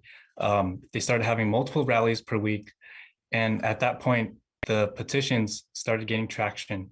And what really set them off was the COVID pandemic, because one, the court granted them an extension that increased their deadline, so they had extra time to meet the requirement. And along with that, people were just frustrated with the lockdowns, so they were kind of gathering together. And there was even a recall road trip where a group in Southern California just traveled throughout the state upwards to San Francisco and just setting up booths, getting extra petitions that way. So another thing is along with the court ruling, other sectors and other areas were affected as well, such as churches. Churches had to be locked down and close their doors to their people who wanted to worship. So with that, some churches were actually fined thousands of dollars. And one church in my area in San Jose, the pastor got fined like $1 million. So after a couple of court cases, the court ruled in their favor, and the lawyers that were behind the case, they saw it as a win. And overall, it was just a win for the people that were trying to get Newsom out of office. Hi, David. So I wanted to ask you about what you're seeing on the ground there, what you're seeing, overall. You've been interviewing people who are pushing for this recall. You've been encountering people who maybe not so enthusiastic about this. It sounds like the people who want the recall were more enthusiastic. Did you see, from what we're seeing so far with people wanting to keep Governor Gavin Newsom in office with those results we're seeing right now, is that surprising to you that the majority of the state so far has turned out to vote to keep him in office, or is that something you expected? To be honest, I noticed at the beginning there was a lot of Republicans and people were just frustrated that they wanted to get him out of office. And again, it's with the pandemic. I think there's a flip side to it, because the question is, if there were people, or the people that wanted to keep Newsom in office, maybe they weren't allowed, maybe they didn't feel comfortable of going out to rally because of the pandemic. They wanted to stay inside and stay safe. So at the beginning, I've seen mainly people that were trying to kick Newsom out of office. But along the way, especially like when Larry Elder joined, more prominent figures, it started to kick off, and more Democrats started just speaking out and doing rallies. So actually the other day on Friday, I was trying to survey people just to get their thoughts on the recall. And believe it or not, like a handful of them, like almost all of them, said no, they don't plan on voting yes. And one guy was just kind of on the fence, but mainly they were saying that it's not worth it to recall him. He has about 1 year left. It's costly. It would cost millions of dollars. And some people just like what he's done. Like, for example, with the statewide lockdown that started last year, some people could see that as a form of leadership, just taking action when many other states in the United States didn't know what to do. It was a confusing time. So some people he probably garnered a lot of support that way. And I remember there was this one, he was encouraging people to even call the elderly people, their grandparents during that time, because people were lonely. They were stuck inside their houses. So he probably just gained a lot of, I'd say, respect or support that way. About the French Laundry incident, do you think that impacted his popularity? significantly among some of those? Yeah, with the French Laundry incident, people have called it a big form of hypocrisy. It's, he was implementing the tiered colored policy. So after that, when you have a lot of your constituents, you tell them not to go out, but then one day you get caught just hanging out with other people at the restaurant. People were just frustrated from that, and sometimes people actually look up to their policymakers or their leaders as a role model.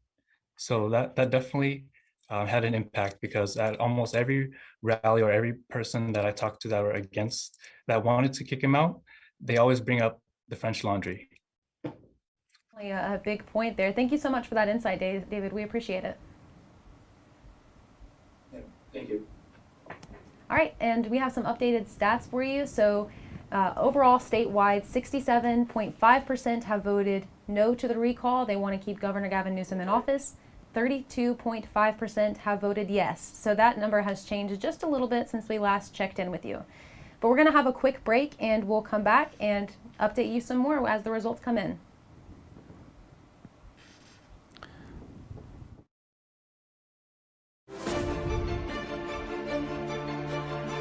Everything that's reported on television isn't always true, but it should be. NTD, the power of truth.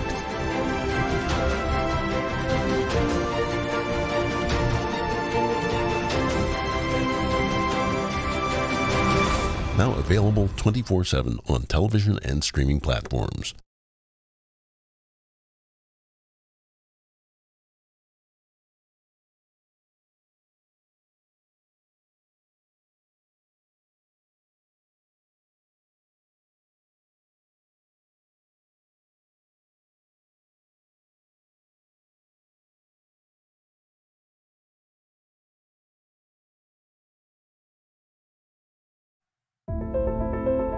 Good evening. Thanks for joining us. There's reporting that can be trusted. There are programs that can inspire every generation. There is a television network worth watching and sharing.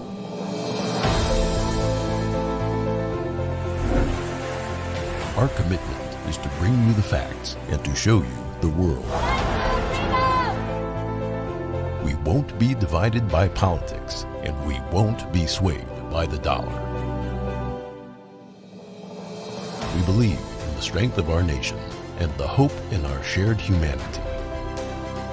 We are NTD Television, and we are proud to bring you news you can trust and programs that make you smile.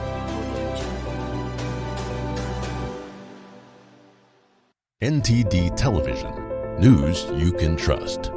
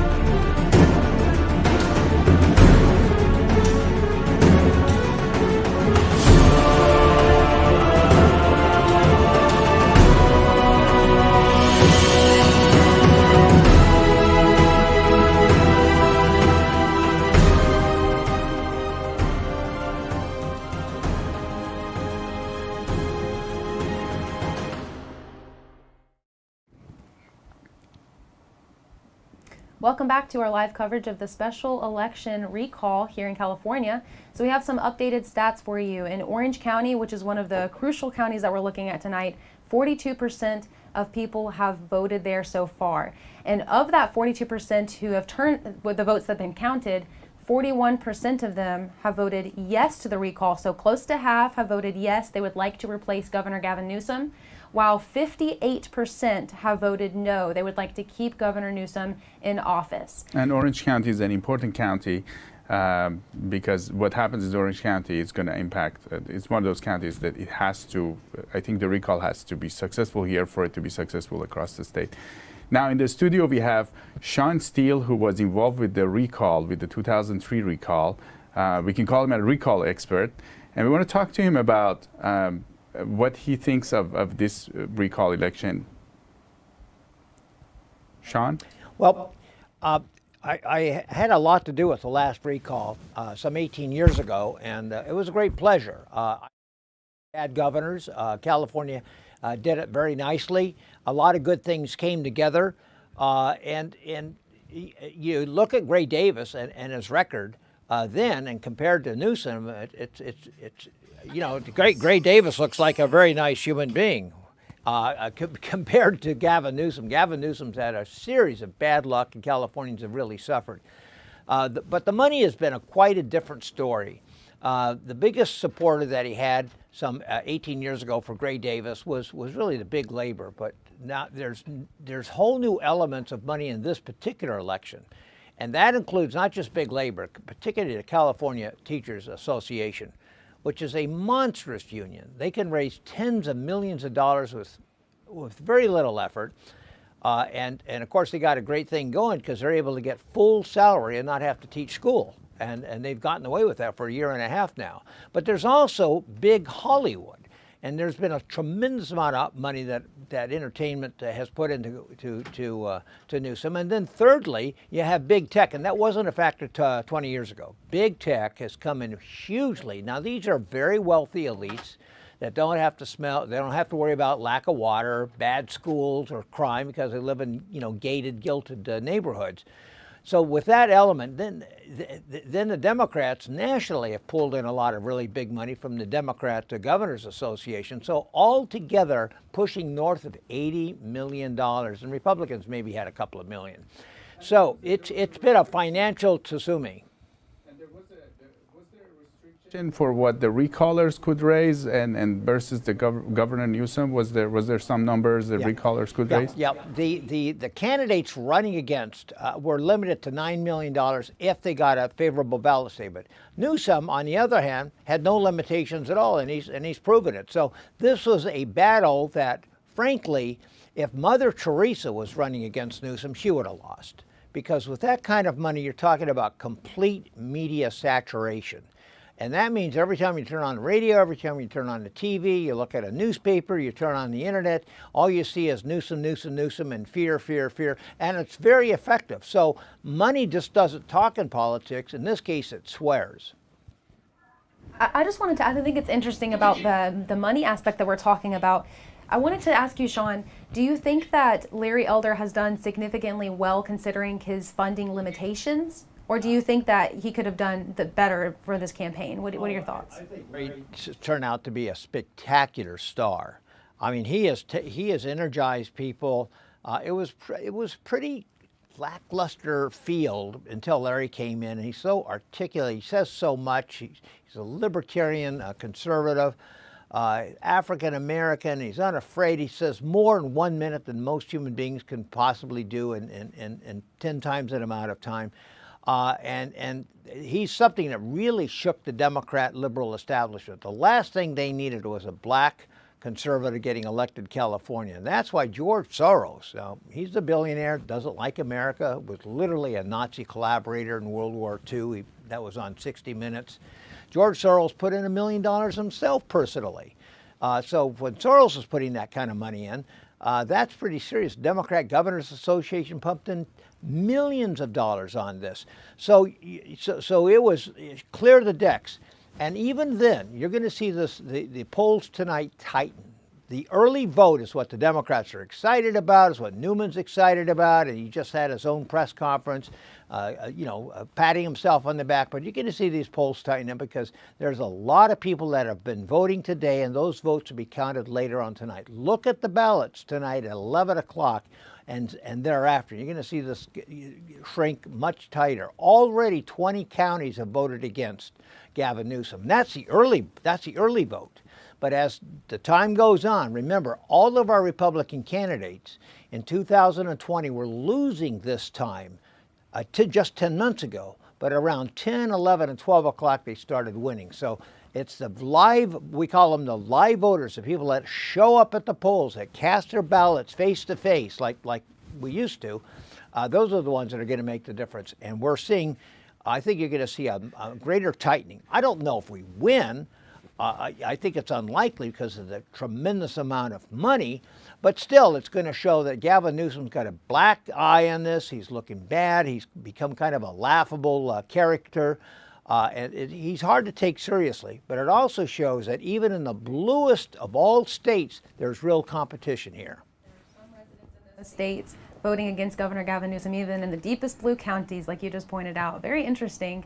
And also you pointed out that he's an African American. That's the last thing that the Democrat Governor Gavin Newsom wanted to face, because they're so for pushing identity politics and using the race card. But we know the way Governor Gavin Newsom has tried to paint this recall election as a Trump supporting, crazies going out there wanting a recall. I mean, do you think that with the way Governor Gavin Newsom has dismissed this by connecting it to former President Trump, do you think that has gained him some success, or what are your thoughts? Well, I think it's always a campaign of fear. When you're an insecure politician, your best friend is fear, and try to instill and try to resolve that. Now, there's real fear. When you go to the grocery market, many people, particularly in the inner city areas and urban areas, have to wonder if they're going to get home safe.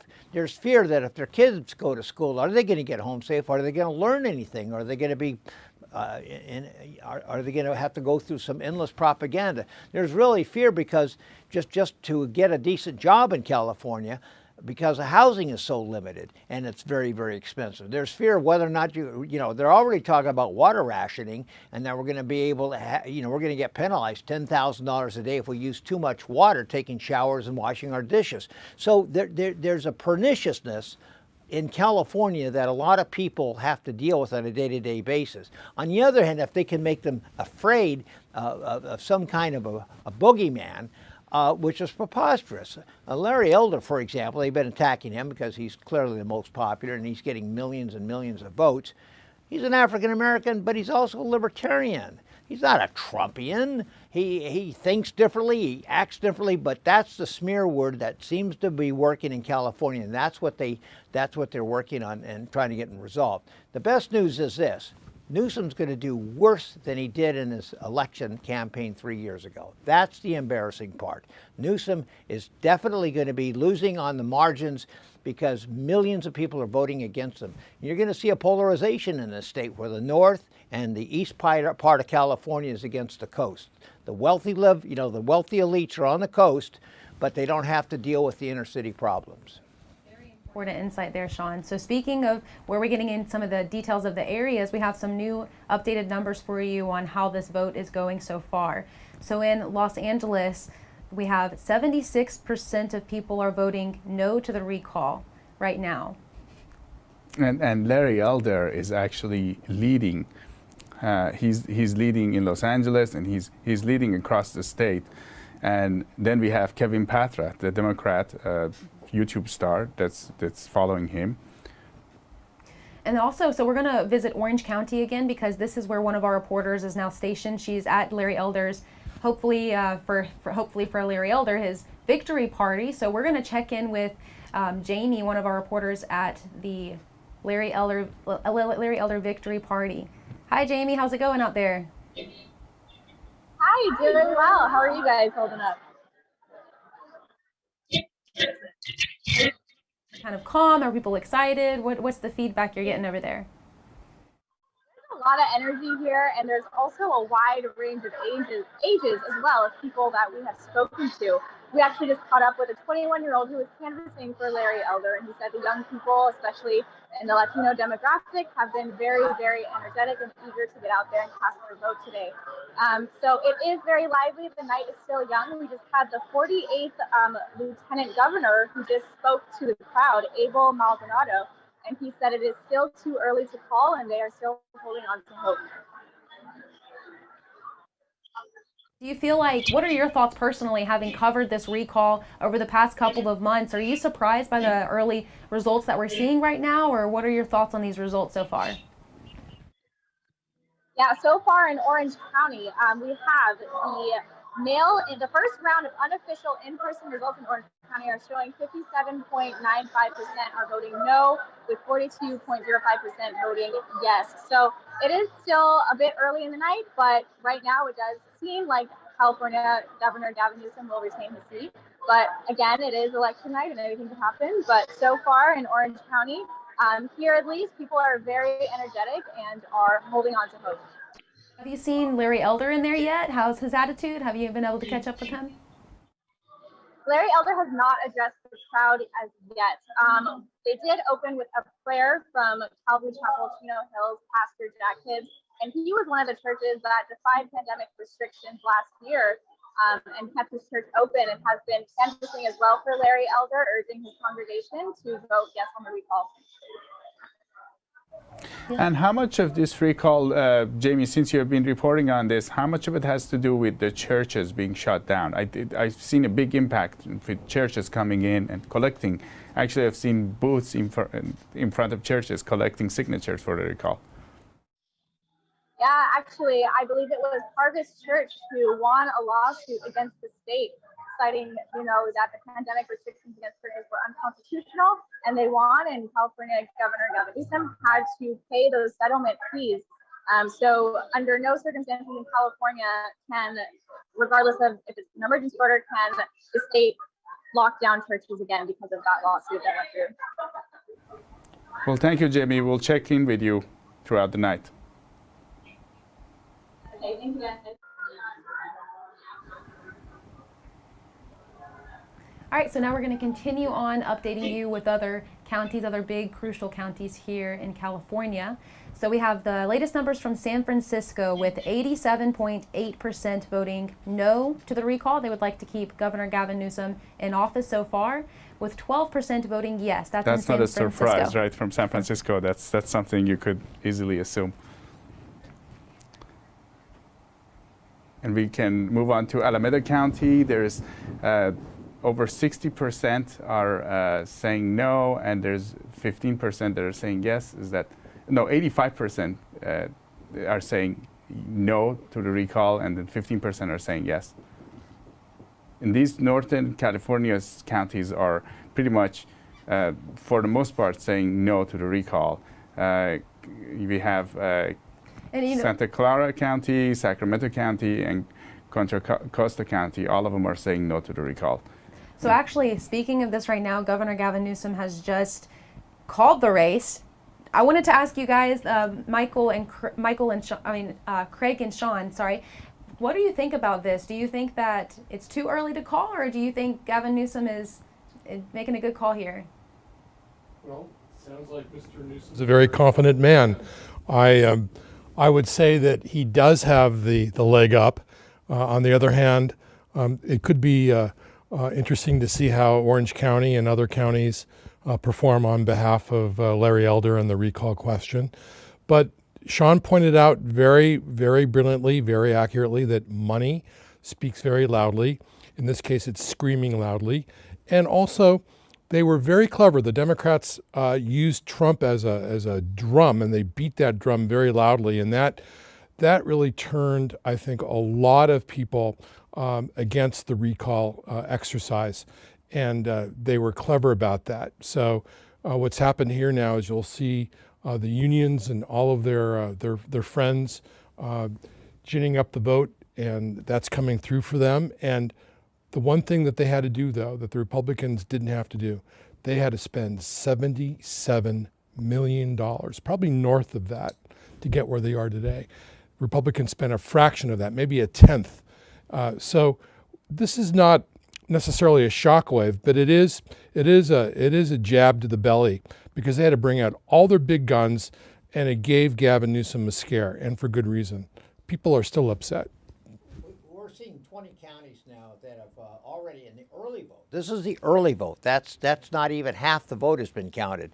That have already committed against Newsom. I think that's going to grow. It looks like the entire north of California has, from San Francisco north, is voting against Newsom, but also the Central Valley, which is heavily Hispanic, heavily farmed, but has been damaged by the drought because we haven't built a reservoir because of the crazy extreme ecologist in 40 years. We don't have water retention. We have twice the population, but we don't keep water. And California has always been a desert. It's been that way since long before we discovered climate warming.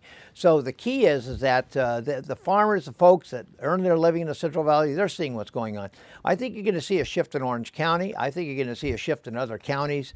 That more than half the counties in the state, well, so far, more than half the counties have voted against Newsom. 20 is of, that there are 58 counties. So we're getting close to that point.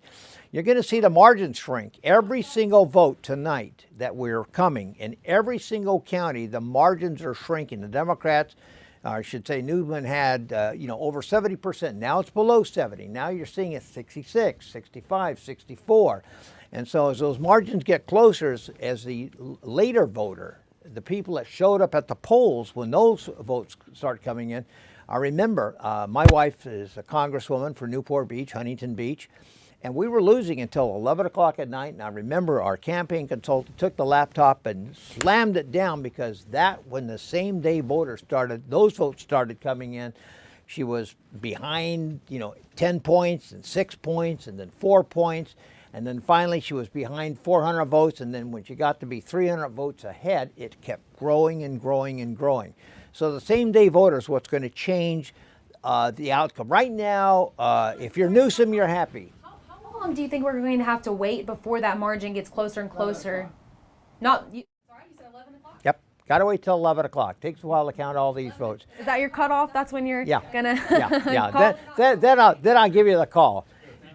Yeah. Is there a difference you see in this, what's happening now versus 2003? Is there a major difference in the state? In 2003, yeah, there's a lot fewer conservatives. California has been an out-migration state for 20 years. And there's a reason for it. And it's not the wealthy that is leaving California. There's a lot of businesses that leave and a lot of businesses that don't expand that leave.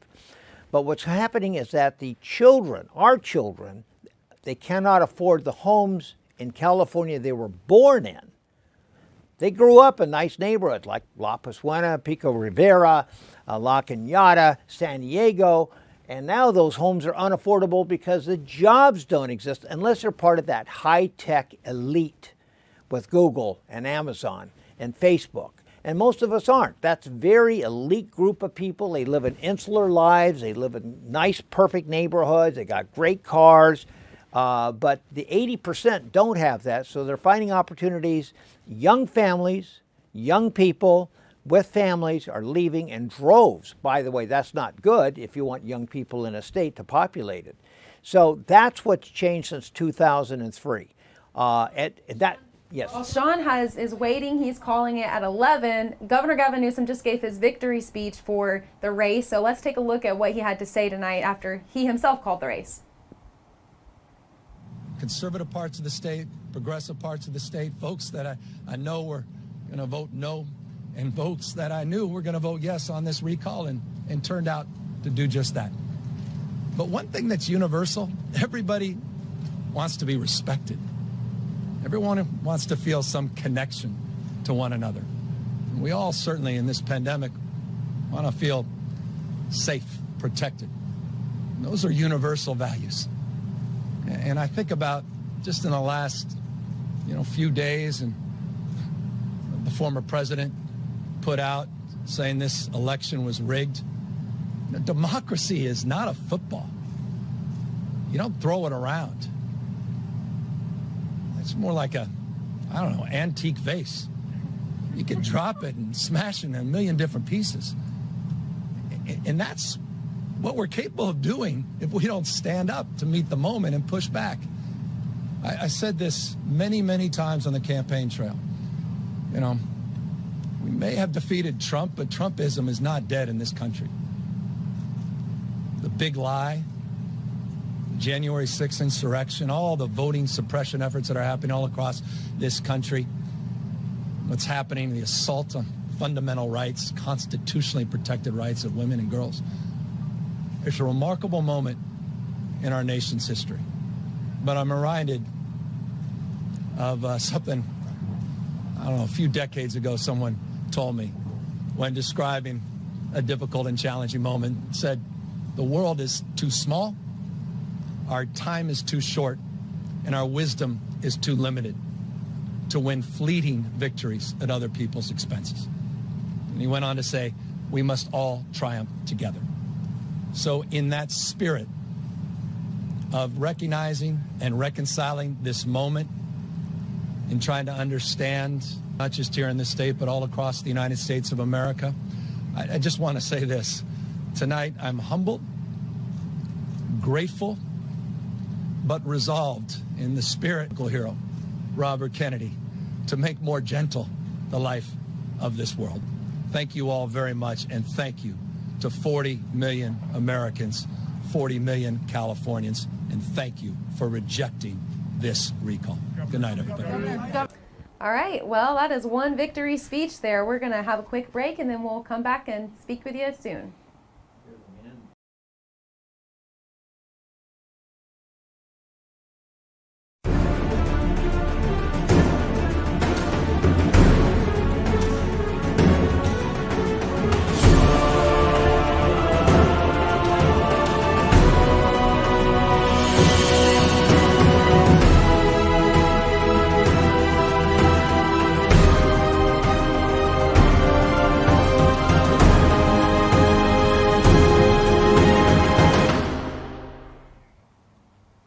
Welcome to NTD and Epoch Times special coverage of the recall election in California. Melina, we actually just saw Governor Newsom's victory speech. What are your thoughts on that? I think that he really was, in one sense, he was saying he expected this, the results that we've gotten so far. He's saying he expected those results pretty much at the beginning. So he's already showing his confidence there, I think, with that. But then I also think there was an element of, he was being a little inspiring, trying to inspire Californians and saying that we need to come together. This is not a time for division. So these are the things that I picked up a little bit from his speech. What do you think? Yeah, and it actually was encouraging to see that he's acknowledging that there is a group of people in California that are not happy with him, and he wants them to work together. But at the same time, unfortunately, I felt like he branded these people, and he criticized them, and that was the negative part of it. But the positive part that he is acknowledging that there is a division in California, and we need to get together and solve it. Yeah, causing Trumpism, as he was saying. So I think it's he was acknowledging a little bit. There are people who are disappointed with him in California and some of his policies, right? But then at the same time, he kind of labeled and criticized another group, labeling them as Trump supporters, Trumpism, right? He uses that term. So yes, he did. Very interesting there. And in the studio we have Craig Kashishian, who's a pollster he was with the Reagan administration. And when it comes to polls, and it's a lot of times it's hard to trust the polls, but Craig has been great at doing these polls. What are your thoughts, Craig? Well, it's going to be, I must say, a pretty good day for Governor Newsom. He survived a real scare, and frankly, he had to spend close to $80 million to do so. And Larry Elder was the result of that scare. Larry Elder was an electrifying candidate who understood the issues because he's so well versed with them, and he was able to take a boring field of candidates and turn it into a real, I must say, a race that put the Democrats on edge. They had to call in all the big guns from the East Coast to come out and rescue this guy. Otherwise, I think he would have failed. He would have flopped. And they also had to spend $80 million to save his hide. So that's what happened here. California is still a blue state. it has a big streak of libertarianism attached to it. But then again, dollars talk, and $80 million. By the way, the governor also sent checks out before the campaign and after this election. So money speaks very loudly. In this case, it's screaming. Sean, for based on what you're seeing, and it seems like Governor Newsom campaigned really hard towards the last couple of weeks, and a lot of people came. The president came. We had the vice president come, and what are your thoughts on this? Do you think they actually took this recall very seriously? Did it get to a point where they thought they were going to lose? Had to take it seriously. You had 2 million people sign petitions. Very hard to do. Very sophisticated statewide operation. It's a grassroots movement. That's, by the way, not going to go away. If anything, there's activities, groups, spontaneity, organization, people highly motivated. And as far as I'm concerned, this is a good opportunity to get ready for the real elections in 2022 in California. What he learned, what Newsom learned, is that 18 years ago, when I was involved in the movement against the governor, Gray Davis, is that Gray Davis didn't take it seriously. I was the one that personally served him with recall papers. Everybody left, including a lot of Republican leaders. I signed the first petition on the top line demanding his recall, and then we campaigned all over the state. It wasn't taken seriously. They laughed at it. All the political consultants thought it was a joke. It wasn't going to go anywhere. But when we got the signatures, they still didn't take it seriously. And so they've learned from their mistakes in the past. They took it extremely seriously, as they should. But Newsom turned out to be kind of an effete snob that people just don't inherently like. But they were afraid of the alternative because the money was so overwhelming. So Newsom and his company took it seriously. They took Joe Biden, who's underwater, who's really not popular. College students are laughing at him all over the country, and they brought him to California. Kamala Harris, who's even less popular than Joe Biden, shows up. So it was kind of the crippled helping the crippled. But at the end of the day, the advisors behind Newsom knew what they were doing in terms of getting the right vote at the right time. Now, again, I think it's early. There's another 90 minutes. There's millions and millions of more votes to be counted. Only half the votes have been counted so far.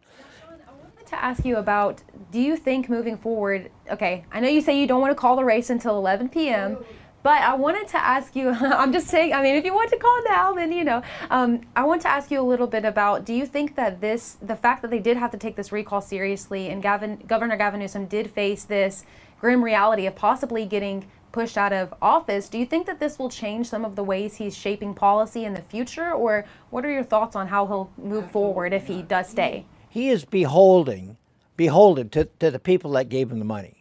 He is completely owned by the elitists, by the big unions, by the big money, and he's not going to deviate or change anything. If anything, he's going to become more arrogant. He's going to try to find new ways of screwing the middle class, because it's a war in California against the middle class. The middle class are inherently conservative, and the super wealthy and the people that are welfare dependent are the other coalition. They're the ones that want more government control. The super wealthy can control it, and the dependents want that income. It's the middle class that has to pay for all this, and that's why they're leaving California. So they're going to put the screws on, try to make it a lot tougher. But a lot of people realize that they have the power to make big changes. Now, this recall is begetting other recalls. There's a huge one coming up in Los Angeles County to get rid of the worst district attorney in America, Gascon. So that's one to watch. This is starting many other reactions against the hegemony that the progressives have over California. And so Newsom is not considered, or will be considered, a successful person or a successful governor. He beat back a recall. I will tell you, he did beat it back, but I don't think the margins are going to be very impressive by in the morning, when we see that the margins are narrow, and he's going to realize that millions and millions of people have no confidence. More than half the counties already have voted against him. There'll be more counties joining that line. A majority of counties in California will be voting against them. We're going to see a divided state, and that's the reality. Again, Sean, this is a question for both of you. And one of the things that we have noticed is that the campaigns, so these candidates for recall have been campaigning for a while now, and they're highlighting all the issues that we're having in the state. Do you guys think that there's going to be a point where the Californians start connecting the issues they see with the government that we have here? Good question. Was to demonize the electorate and focus on Donald Trump as his antagonist. That's what they knew would really energize their base, was to really bring out the Donald Trump specter and not talk about the issues that are really punishing the state big time. We talked about this with Sean. The water issue, the cost of living. You can't even afford to live in an apartment, let alone a house anymore in LA or in San Francisco. People are sleeping in their cars who have $100,000 a year jobs. That's how bad it's become. The homelessness issue, of course, the water issue, the farming families up in Kern and in the San Joaquin valleys are suffering. These issues are going to come home and scream very loudly, not to mention incipient inflation. Inflation is already here. The price of gasoline is $5 a gallon. Need I say more? These are matters that I thought would energize the recall election a bit more fervently, but the Democrats were successful in turning this into a referendum on Donald Trump, turning Larry Elder into a Donald Trump type clone. So Larry Elder, actually, his campaign manager, just released a video. So we're going to take a quick break and watch that video and see what they had to say about this race right here. For everything you've done for Larry, he's so proud of everything you've done to help him come this far. Hey, it's just the beginning, right? We've got a long night ahead of us, and we got a long road ahead of us. So I just want to let you all know, Larry's pumped up, he's excited, he's going to be down shortly. So we'll have him down here. You'll be hearing from him in about 10, 15 minutes. So we just heard from Larry Elder's campaign manager on this issue. So we wanted to snap back to some of our guests here to continue speaking about some of these issues that we're seeing. Yes, there have been people have been campaigning on issues and drastic measures to solve our problems in California, such as Larry Elder wanted to suspend CEQA. Sean, what are your thoughts on this? Do you think the people in California are going to start thinking about these issues? Ways to think about it. You and I and everybody we know of somebody that's thinking of leaving California. I speak at campuses, I speak at multiple groups throughout California. That's one of the questions I ask. Who here has known somebody that's left California? Everybody knows. Who here, are you thinking of leaving California? And about half the hands go up. So that's the harsh reality. Many people are thinking about leaving, and so this is going to be a litmus test for other folks. Other people that want to stay in California, that want to fight for California, this is what we call a phony victory. Because what happens tomorrow, next week, you're going to see the homeless encampments grow. You're going to see your personal safety in trouble. You're going to see the good quality jobs aren't available. You're going to see the infrastructure deteriorating. And then you're going to see what the California Teachers Association are doing in the schools. So the quality of life continues to deteriorate no matter how you put it. So you can keep using the same line again and again and again, fear, fear, fear. The other side's going to do bad things to us, when in reality, California is not nearly the golden paradise that it was just a few years ago. Yeah, so after all, you think that people are not connecting these issues, or is there going to be a pivot point where people are going to connect? Remember, this was a short election. Remember how short it was? We didn't even know we had an election until early August. And then he decided to have most of the consultants, most of the politicals were thinking it was going to be a November election. So he made a smart move. He says, look, before anybody can organize against me, I'm going to put $80 million on the table. We're going to have an election September 14th before the other side can organize. It was a brilliant strategy. But at the end of the day, it's a phony victory. You know what? He's still governor. He was going to be governor anyhow, but he's a crippled governor. And his bona fides are greatly challenged. his credibility is out the window. Now, Craig, what are your thoughts on this? Do you think that people are going to connect these issues? Is there going to be a pivot point where people, as Sean is mentioning, that the standards, living standards are falling in California, and is there going to be a pivot where people are going to start seeing that in their daily life and they're going to take action? I hope so. I hope this would have already occurred, but it has not yet, obviously. I think you would think that the cost of housing here, the homeless issue, the rising crime, the lack of police being funded would be motivators for people, but evidently it's not yet sunk in. How, this is not happening not just in California, but also nationwide, and with issues, the way issues are presented across the nation and certain political infighting and things we're seeing.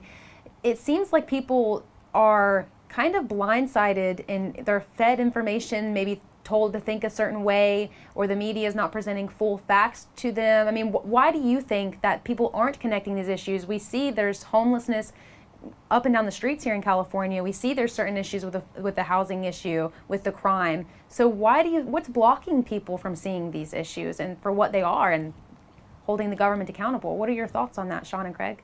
Well, let me take a step. It's a low turnout election. Not everybody voted. Probably it might get up to 55, maybe even 60%, but it's considered kind of a lackluster election. So it's not presidential. It's not like, so who voted? People that are really committed. And let's face it, the public employee unions are very powerful. They are completely dependent on state government largesse. Many of them are making salaries of $100,000 a year. They want to protect that. They really want to protect their pensions. And so there's several million people connected to that industry alone. The middle class in California used to be professionals, aerospace workers. That's virtually disappeared in California. But let me say this. The union member today that works for the county, works for the state, making good money, they're the new middle class. So they're the ones that are replacing the free market middle class with the government middle class.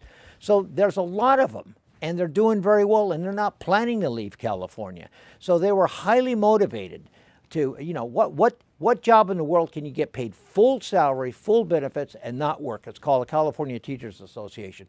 And they have several million dependents and friends and allies that are part of their coalition. So ultimately, they were able to harness their hardcore to turn out. Now, who do you know wants to live in San Francisco? And yet 80%, 90% of the people voted for Gavin Newsom. It's a despicable, dangerous, ugly, sickening town. And it's sad because it doesn't have the tourists that it used to have. And so there's a certain progressive type of mentality that likes a declining state. And I don't understand it except unless you're getting some kind of benefit from it. And they're getting enough benefits to keep them here. Now, bureaucratic class, and Sean hit it quite nicely. California had a tradition of extraordinary diversity in economic engines. We had agriculture, we still do. We had aerospace, which was massive, entertainment, manufacturing, et cetera, and that's been displaced by high tech, and of course, the growth of these extraordinary unions and the incredible pay packages they're able to command. And that's displaced a lot of other folks and replaced a lot of traditional businesses. So they have a vested stake in Newsom's success because their lifestyle depends upon pay hikes, extraordinary governmental protections, et cetera, et cetera. So that is going to be the mainstay of the California economy, which is sad and regrettable, but they're more insulated than most of us are who are entrepreneurs and business people because they have a guaranteed income. To wit, teachers, they've been paid throughout the pandemic, full whack, right? Full benefits, and they haven't had really to work. And many of them took vacations. That's true, in Hawaii. Vacations. Exactly. We saw examples of that. Now, what's really sad is that a lot of lower middle class and lower class echelons, especially disparate minority communities like blacks and Latinos, who, let's say the Latina single mom has a kid in elementary school and has to tie down a job at the same time. Don't you think she should be upset or is upset at the fact that she has to babysit a child at home, make sure he's tied into a TV monitor trying to learn a lesson while she's trying to hold down a job? That child has been held back and that's going to cost. From what you're saying, do you guys think the media had a role in this campaign and in this election?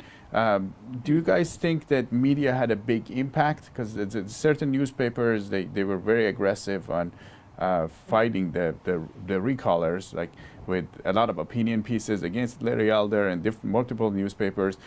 Do you guys think that media has an impact on an election like this? It does. Media's changed quite a bit, but we have to include social media on that. And big tech, there's 4 or 5 corporations that really matter, and they are the most censorious body for information in the history of mankind. We've never seen such a sophisticated, large, powerful organizations that can control the information that you see. Facebook is a big part of that. And they will broadcast only what the minders, what the progressives in those big tech industries allow. And there's a lot that don't allow. For example, Los Angeles Times had a glaring headline just 2 or 3 weeks ago that Larry Elder is the black face of white supremacy. It's so absurd that this African-American success story who had went to Crenshaw High School, that had lived in the hood, that had graduated hood and went to college and speaks his mind, has written a dozen books, is made films, is accused of being a white supremacist. It is so stupid. It's Goebbels-like propaganda that you would have found in World War II. It's such a big lie. But again, if you say a big lie often enough and frequently enough, and you have people that will keep saying and spreading that big lie, it becomes believable. So a lot of people have been fooled and basically put into a stupor, thinking that something wicked and terrible is going to happen, and then they're going to get over the hangover, and in a couple of days realize, oh no, Newsom's still governor, and that's going to be the bad news. Agreed. What's so sad about this is that if you add the 70 on top of the 75 million to 80 million that the Democrats across the country had raised for the Newsom recall campaign, the free media that they got, the exposure they got from the LA Times, who was, I think that paper was extraordinarily aggressive in its campaign against Newsom, not to mention other statewide papers and media outlets. Of course, you put that number conservatively over 100 million versus Larry Elder's 7 or 8. So 10 to 1 almost was the spending ratio advantage that the Democrats had over the Republican recall candidates. And as Sean said, they had to demonize Larry Elder and the California recall exercise as such in order to prevail. So they dodged all the big issues.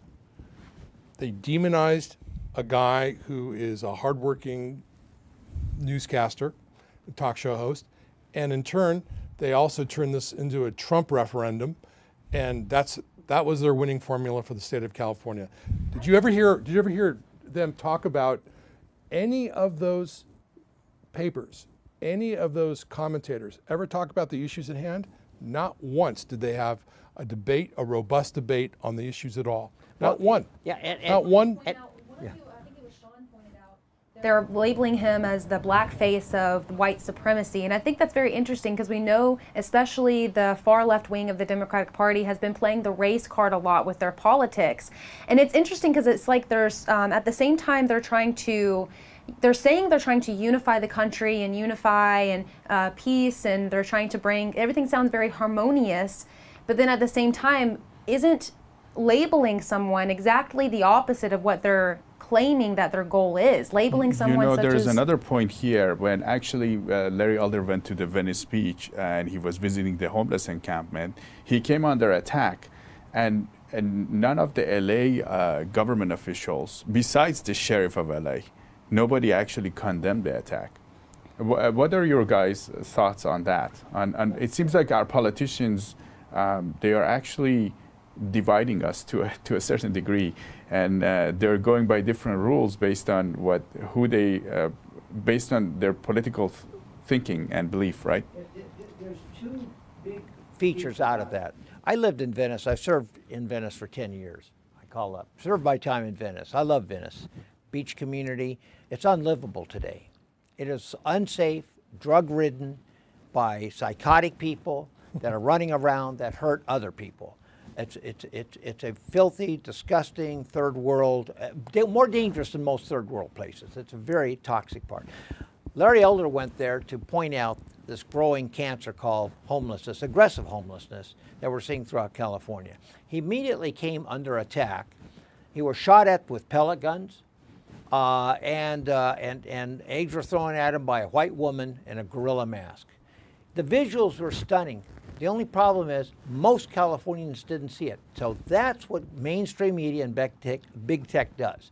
It's such, if this had been a black Democrat and people were attacking him because of it'd be a national story. There'd be demonstrations. There'd be Floyd George. It would be days of protest. It would be mass arrest. But because he's a black Republican, this was not a newsworthy story. You didn't see it on Facebook. Particularly, you didn't see it on the mainstream media news. And it's such a huge, major, iconoclastic story. But the LA Times wouldn't cover it. The national media wouldn't cover it. And that's another way of censoring information. So basically, people didn't even know about this. Larry got enough energy going that people begin to realize, oh, there's this interesting libertarian, and he happens to be black, and he's running for governor. And that's about as far as he got because it was a short election. The good news is, there is good news out of this. Larry is now a national phenomenon. He's going to be the most popular speaker in the next year. He'll be a major force in the 2022 elections. He's going to get a lot better known, and people are going to be a lot more comfortable, a lot more familiar with him. His radio show of 300 stations is probably going to double. And so the mainstream media and Newsom and their allies have done everything to get this guy down and keep him quiet and let's not the public see him. You know what? They got a cheap victory, but it's not an enduring victory. We're talking about this is just the way that the disrespect that was shown in that act when they were disrespecting Larry Elder through that action. If you take race out of it, you take a black Republican, you take politics, everything. It's just a human disrespecting another human being is the way, it's just a disrespectful act. One of the things that's interesting that I noticed about the Republicans, the way they're campaigning for this recall, the way they were campaigning for this recall election is when they were interviewed and asked about their opponents, their Republican opponents, they wouldn't say any negative word about their Republican opponents. Now, of course, we know that this was probably a campaigning strategy for the Republicans. We can't set politics aside from this, but at the same time, it brings up the question: can politics happen in our society without being so divisive and without bringing so much disrespect into the political arena? Is that even And was possible? it like that back in the day, or is this something new, or is it getting worse? What are your thoughts on that? You guys have been watching the political scene for many years. Ronald Reagan had a belief, and it was the 11th commandment: thou shalt not speak ill of another Republican. And for many decades, and Sean can attest to this, Republicans running against one another in a primary would not focus on each other. They would focus on the themes and the issues and the policies of the day, and then go after their Democratic opponents. Today, it's internecine warfare. I think this campaign was slightly an improvement over that, but it doesn't at all remind me of the old days, the good old days. We've become very polarized in this society, in this political electorate, and that's not going to change. Sadly and regrettably, that's with us. So you'll not see the environment change at all until a major actor on the Democratic side starts to calm things down. We never saw things like Antifa and violence as precursors in campaigns like we saw last year. I think that's the sad part about moving forward, is that we don't see anybody dismissing that. Look what happened again with Larry walking down the street campaigning and somebody hurls an egg. The cops should have been all over that, but they were not. So I'm I fear this is the wave of the future until major figures come to a pax romana and just calm things down. What are your thoughts on this, John? It's clear that things are getting a lot more tension-filled. There's more violence at hand. I'm sorry to say the progressives have put down the mark. We're not dealing with liberal Democrats. We're not dealing with moderate Democrats. They don't exist. Joe Biden campaigned as the moderate, the sensible guy. He has done more destruction in the last 7 months of any president in our lifetime. In 7 months, everything he's touched has turned very badly and it's getting worse. And he doesn't care. He doesn't apologize. I think he realizes, well, what he realizes is probably really little, but he doesn't care. He understands that he's not doing well, and he's just going to put everything on the table, and whatever his handlers want him to do, he doesn't care. That creates tremendous polarization in America. And when you have college students throughout the nation, in college football stadiums, using chants against him, it's a spontaneous movement. When Joe Biden goes down the street, people are laughing at him and criticizing him. And this is happening on both sides. And until there's a moderate Democrat, a real one, and we haven't seen it. Joe Manchin's the best they got, and they're vilifying him on a daily basis. I don't see a good outcome by shooting guns, which a pellet gun. So today it was a pellet gun against Larry Elder. What is it going to be tomorrow? And this is what I fear. And the police have been disarmed. They don't have the effective presence anymore. They don't have the ability to have crowd control in Los Angeles. Every time Antifa shows up, they don't get arrested. They don't have any prosecution. They hurt people. Yeah, please do. But Larry Elder actually just came out to give a speech, so we're going to cut over to Larry Elder and see what he has to say about it. We have Jamie. Yeah.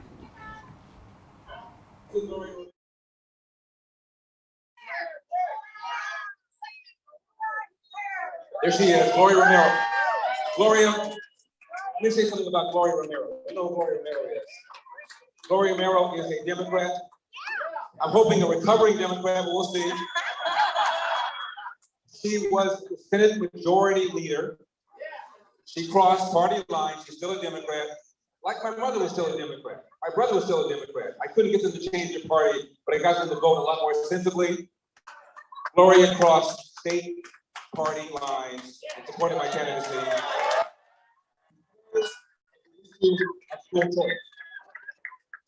Because of the issue of school choice. As you know, my opponent, Governor Gavin Newsom, let's be gracious in the field. By the way, we may have lost the battle, but we are going to win the war.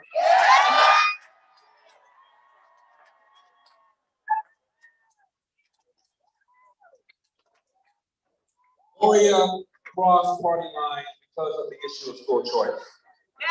We're spending $15,000 every year for students in our government schools in California. Notice I don't call them public schools, I call them government schools. $15,000 a year, some of the worst reading scores, some of the worst math scores. Only about 15 or 16 states spend more.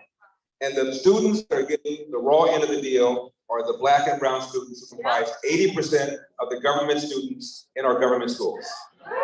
They're getting the worst teachers, the worst principals, the worst administrators, the worst outcomes. What is the route from poverty to middle class? At least finish high school. One, presumably where you can read, write, and compute at grade level, and that is not happening. I read a study that said roughly 5% of government teachers across the nation are incompetent. Roughly 5%. I have no idea whether that's true of California, but let's assume for a moment that it is. There are 300,000 public school teachers in California. Any given year, 2.2 are fired. If it is true that 5% are incompetent, that means 15,000 are incompetent. 2.2 every year are fired. Again, I'm not saying that applies to California, but assuming it does, imagine if that applied to cops in LA. I'm in LA. 10,000 force. Assuming 15% were incompetent. Talking about 500. 500. Doing what? Planting evidence, engaging in racial profiling, using excessive force. We wouldn't put up with it.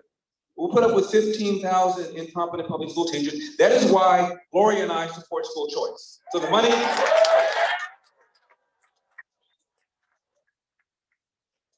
goes into an account, education savings account. The parent can control, put the kid in a charter school, a private school, a religious school, or God forbid, homeschool. The reason we started this campaign is because this man, Governor Gavin Newsom, was sitting up there at the French Laundry restaurant with lobbyists who contributed to his campaign, with the people who drafted the mandate that they were violating by not wearing masks, by not engaging in social distancing, while telling you to do it. Meanwhile, his own kids were enjoying in-person private education. Now, he incurred a $12,000 wine tab. No, I don't know what they ordered, but I bet you it wasn't Mad Dog 2020. Crime up. Crime up. 41% in LA, and I'm talking about shooting homicides. Under this governor, 20,000 convicted felons were released early. What could possibly go wrong? The other day, former Senator Barbara Boxer was mugged in Oakland.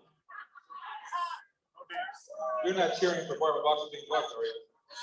This is a rough crowd. It's a rough crowd. Also, I want to give some love to Arnie Steinberg. Arnie Steinberg, my strategist. Arnie, you were brilliant. Absolutely brilliant. Also, Jenny Sand is here. Jenny, without you, I probably wouldn't have run. Jenny Sand, Pastor Jack Hibbs.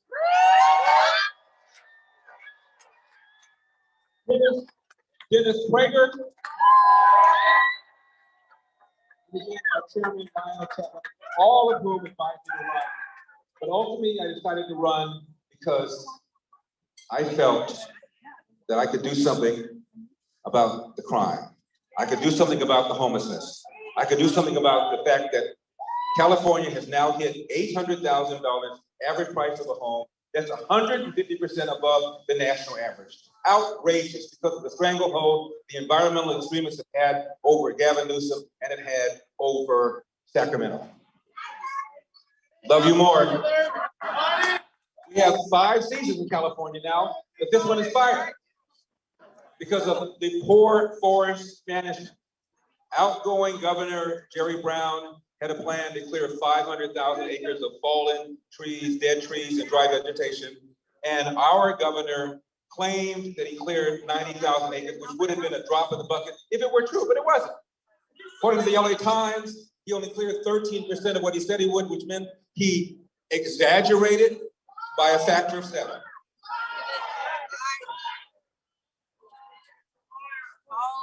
You know,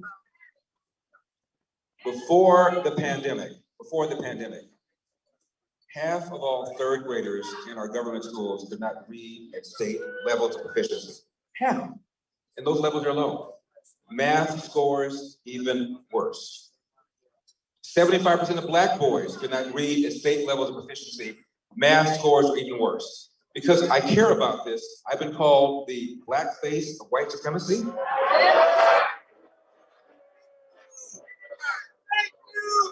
We're running out of water in California. We haven't added to our water infrastructure in 40 or 50 years when the state was half its size. It's not like voters don't know what to do. We passed bond measure after bond measure after bond measure for more reservoirs, to raise dams, for more underground water storage, and yet the water drains right out into the Pacific Ocean. There is a desert nation in the Middle East. It's called Israel. Because of desalination, they are now water self-sufficient. Take a little body of water next to them called the Mediterranean. We have a little body of water next to us called the Pacific Ocean. We can't figure this out? No desire. Rolling brownouts? Are you kidding me? Rolling brownouts.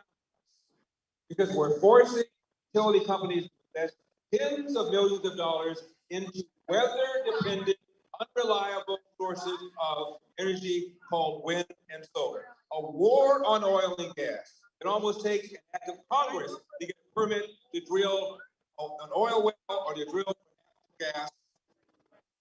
Many of the middle-class jobs, working-class jobs, they're all now gone. For the first time in our state's history, never happened before. What are we, 170 years old? I think, Arnie, you were there when it first happened, right? First time in our state's history, people are leaving. A net migration out of California. I love the smile, sir. Net migration out of California. And when middle-class people cite as the reason for leaving, the number one reason they cite is they cannot afford the price of a home. Average price has just hit $800,000, which is 150% above the national average, largely because of the environmental extremists that allow people to file a lawsuit to stop any development project for any reason for an indefinite period of time. It is outrageous. And businesses are leaving. More businesses have left California this year. You left too? You're leaving soon? You're leaving soon? Yeah. More businesses have left California so far this year than have left all of last year. And the rate at which people are leaving California is nearly twice the rate that they've left the last 2 or 3 years. That's where we lost the There's a magazine called CEO Magazine. You know, I mentioned that magazine. Been around for 17 years. 17 years. They've asked CEOs the worst state in which to do business, based upon taxes, based upon spending, based upon the power of the public sector unions, based upon whether or not the state has a pro-business or an anti-business attitude. For 17 consecutive years, California has been determined to be the worst state in which to do business. Now, nobody cares about millionaires and billionaires, to quote Bernie Sanders. Highest state income tax in the nation, 13.3%. There are 40 million people living in California. 1% pay half of the state income taxes, and the state income taxes are the largest source of revenue. 1% account for half of all the state income taxes. So when a billionaire leaves California, he or she is taking that massive tax base with them, leaving less money for the things government is supposed to do. This is what we're facing. Rising crime, declining quality of our public schools, shut down the state to the point where 1/3 of all small businesses are now gone forever. We've only recovered half of our jobs pre-pandemic as opposed to 2/3 of the rest of the nation. Because rolling brownouts, water shortages. Farmers in Kern County tell me now they are rationing water. I can't think of anything that this man has done in the last 2 years that success he deserves another day in office. However, we recognize that we lost the battle, but we are certainly going to win the war. So we just watched Larry Elder's speech, and what's interesting to me, Melina, is that he's going again after the issues. It seems like these issues, he's reiterating what he's been saying throughout his campaign, and I believe that he's trying to educate the people on all the challenges that we're having and continuing to show that there's a connection to the governor and to the people in charge. Sean, what are your thoughts on this, on the speech that Larry just gave? I think the good news is that a lot more people have a very good idea what a conservative alternative would be in California.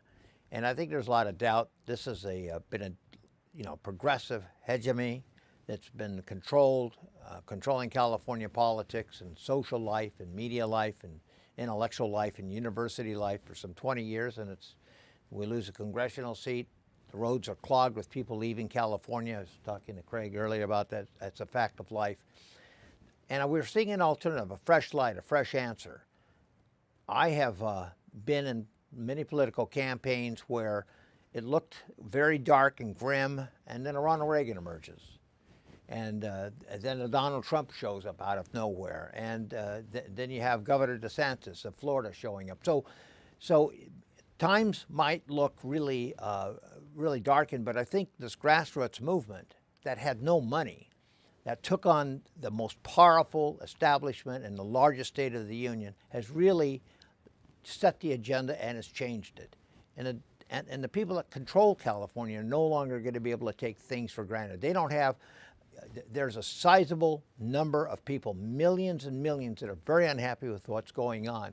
And they're going to be a lot harder to be controlled. They're going to be objecting a lot more frequently. They're going to be voting a lot more often. They're going to be talking to their neighbors. And the best salesperson for that is Larry Elder. Thoughts on the speech that we heard from Larry? Well, the problems in California are for real. They're not illusory. Larry Elder understands them. He grasps them. He tried to share them with the state's populace. But evidently there's a disconnect between the pressures and problems Californians are suffering and the government they're now enjoying.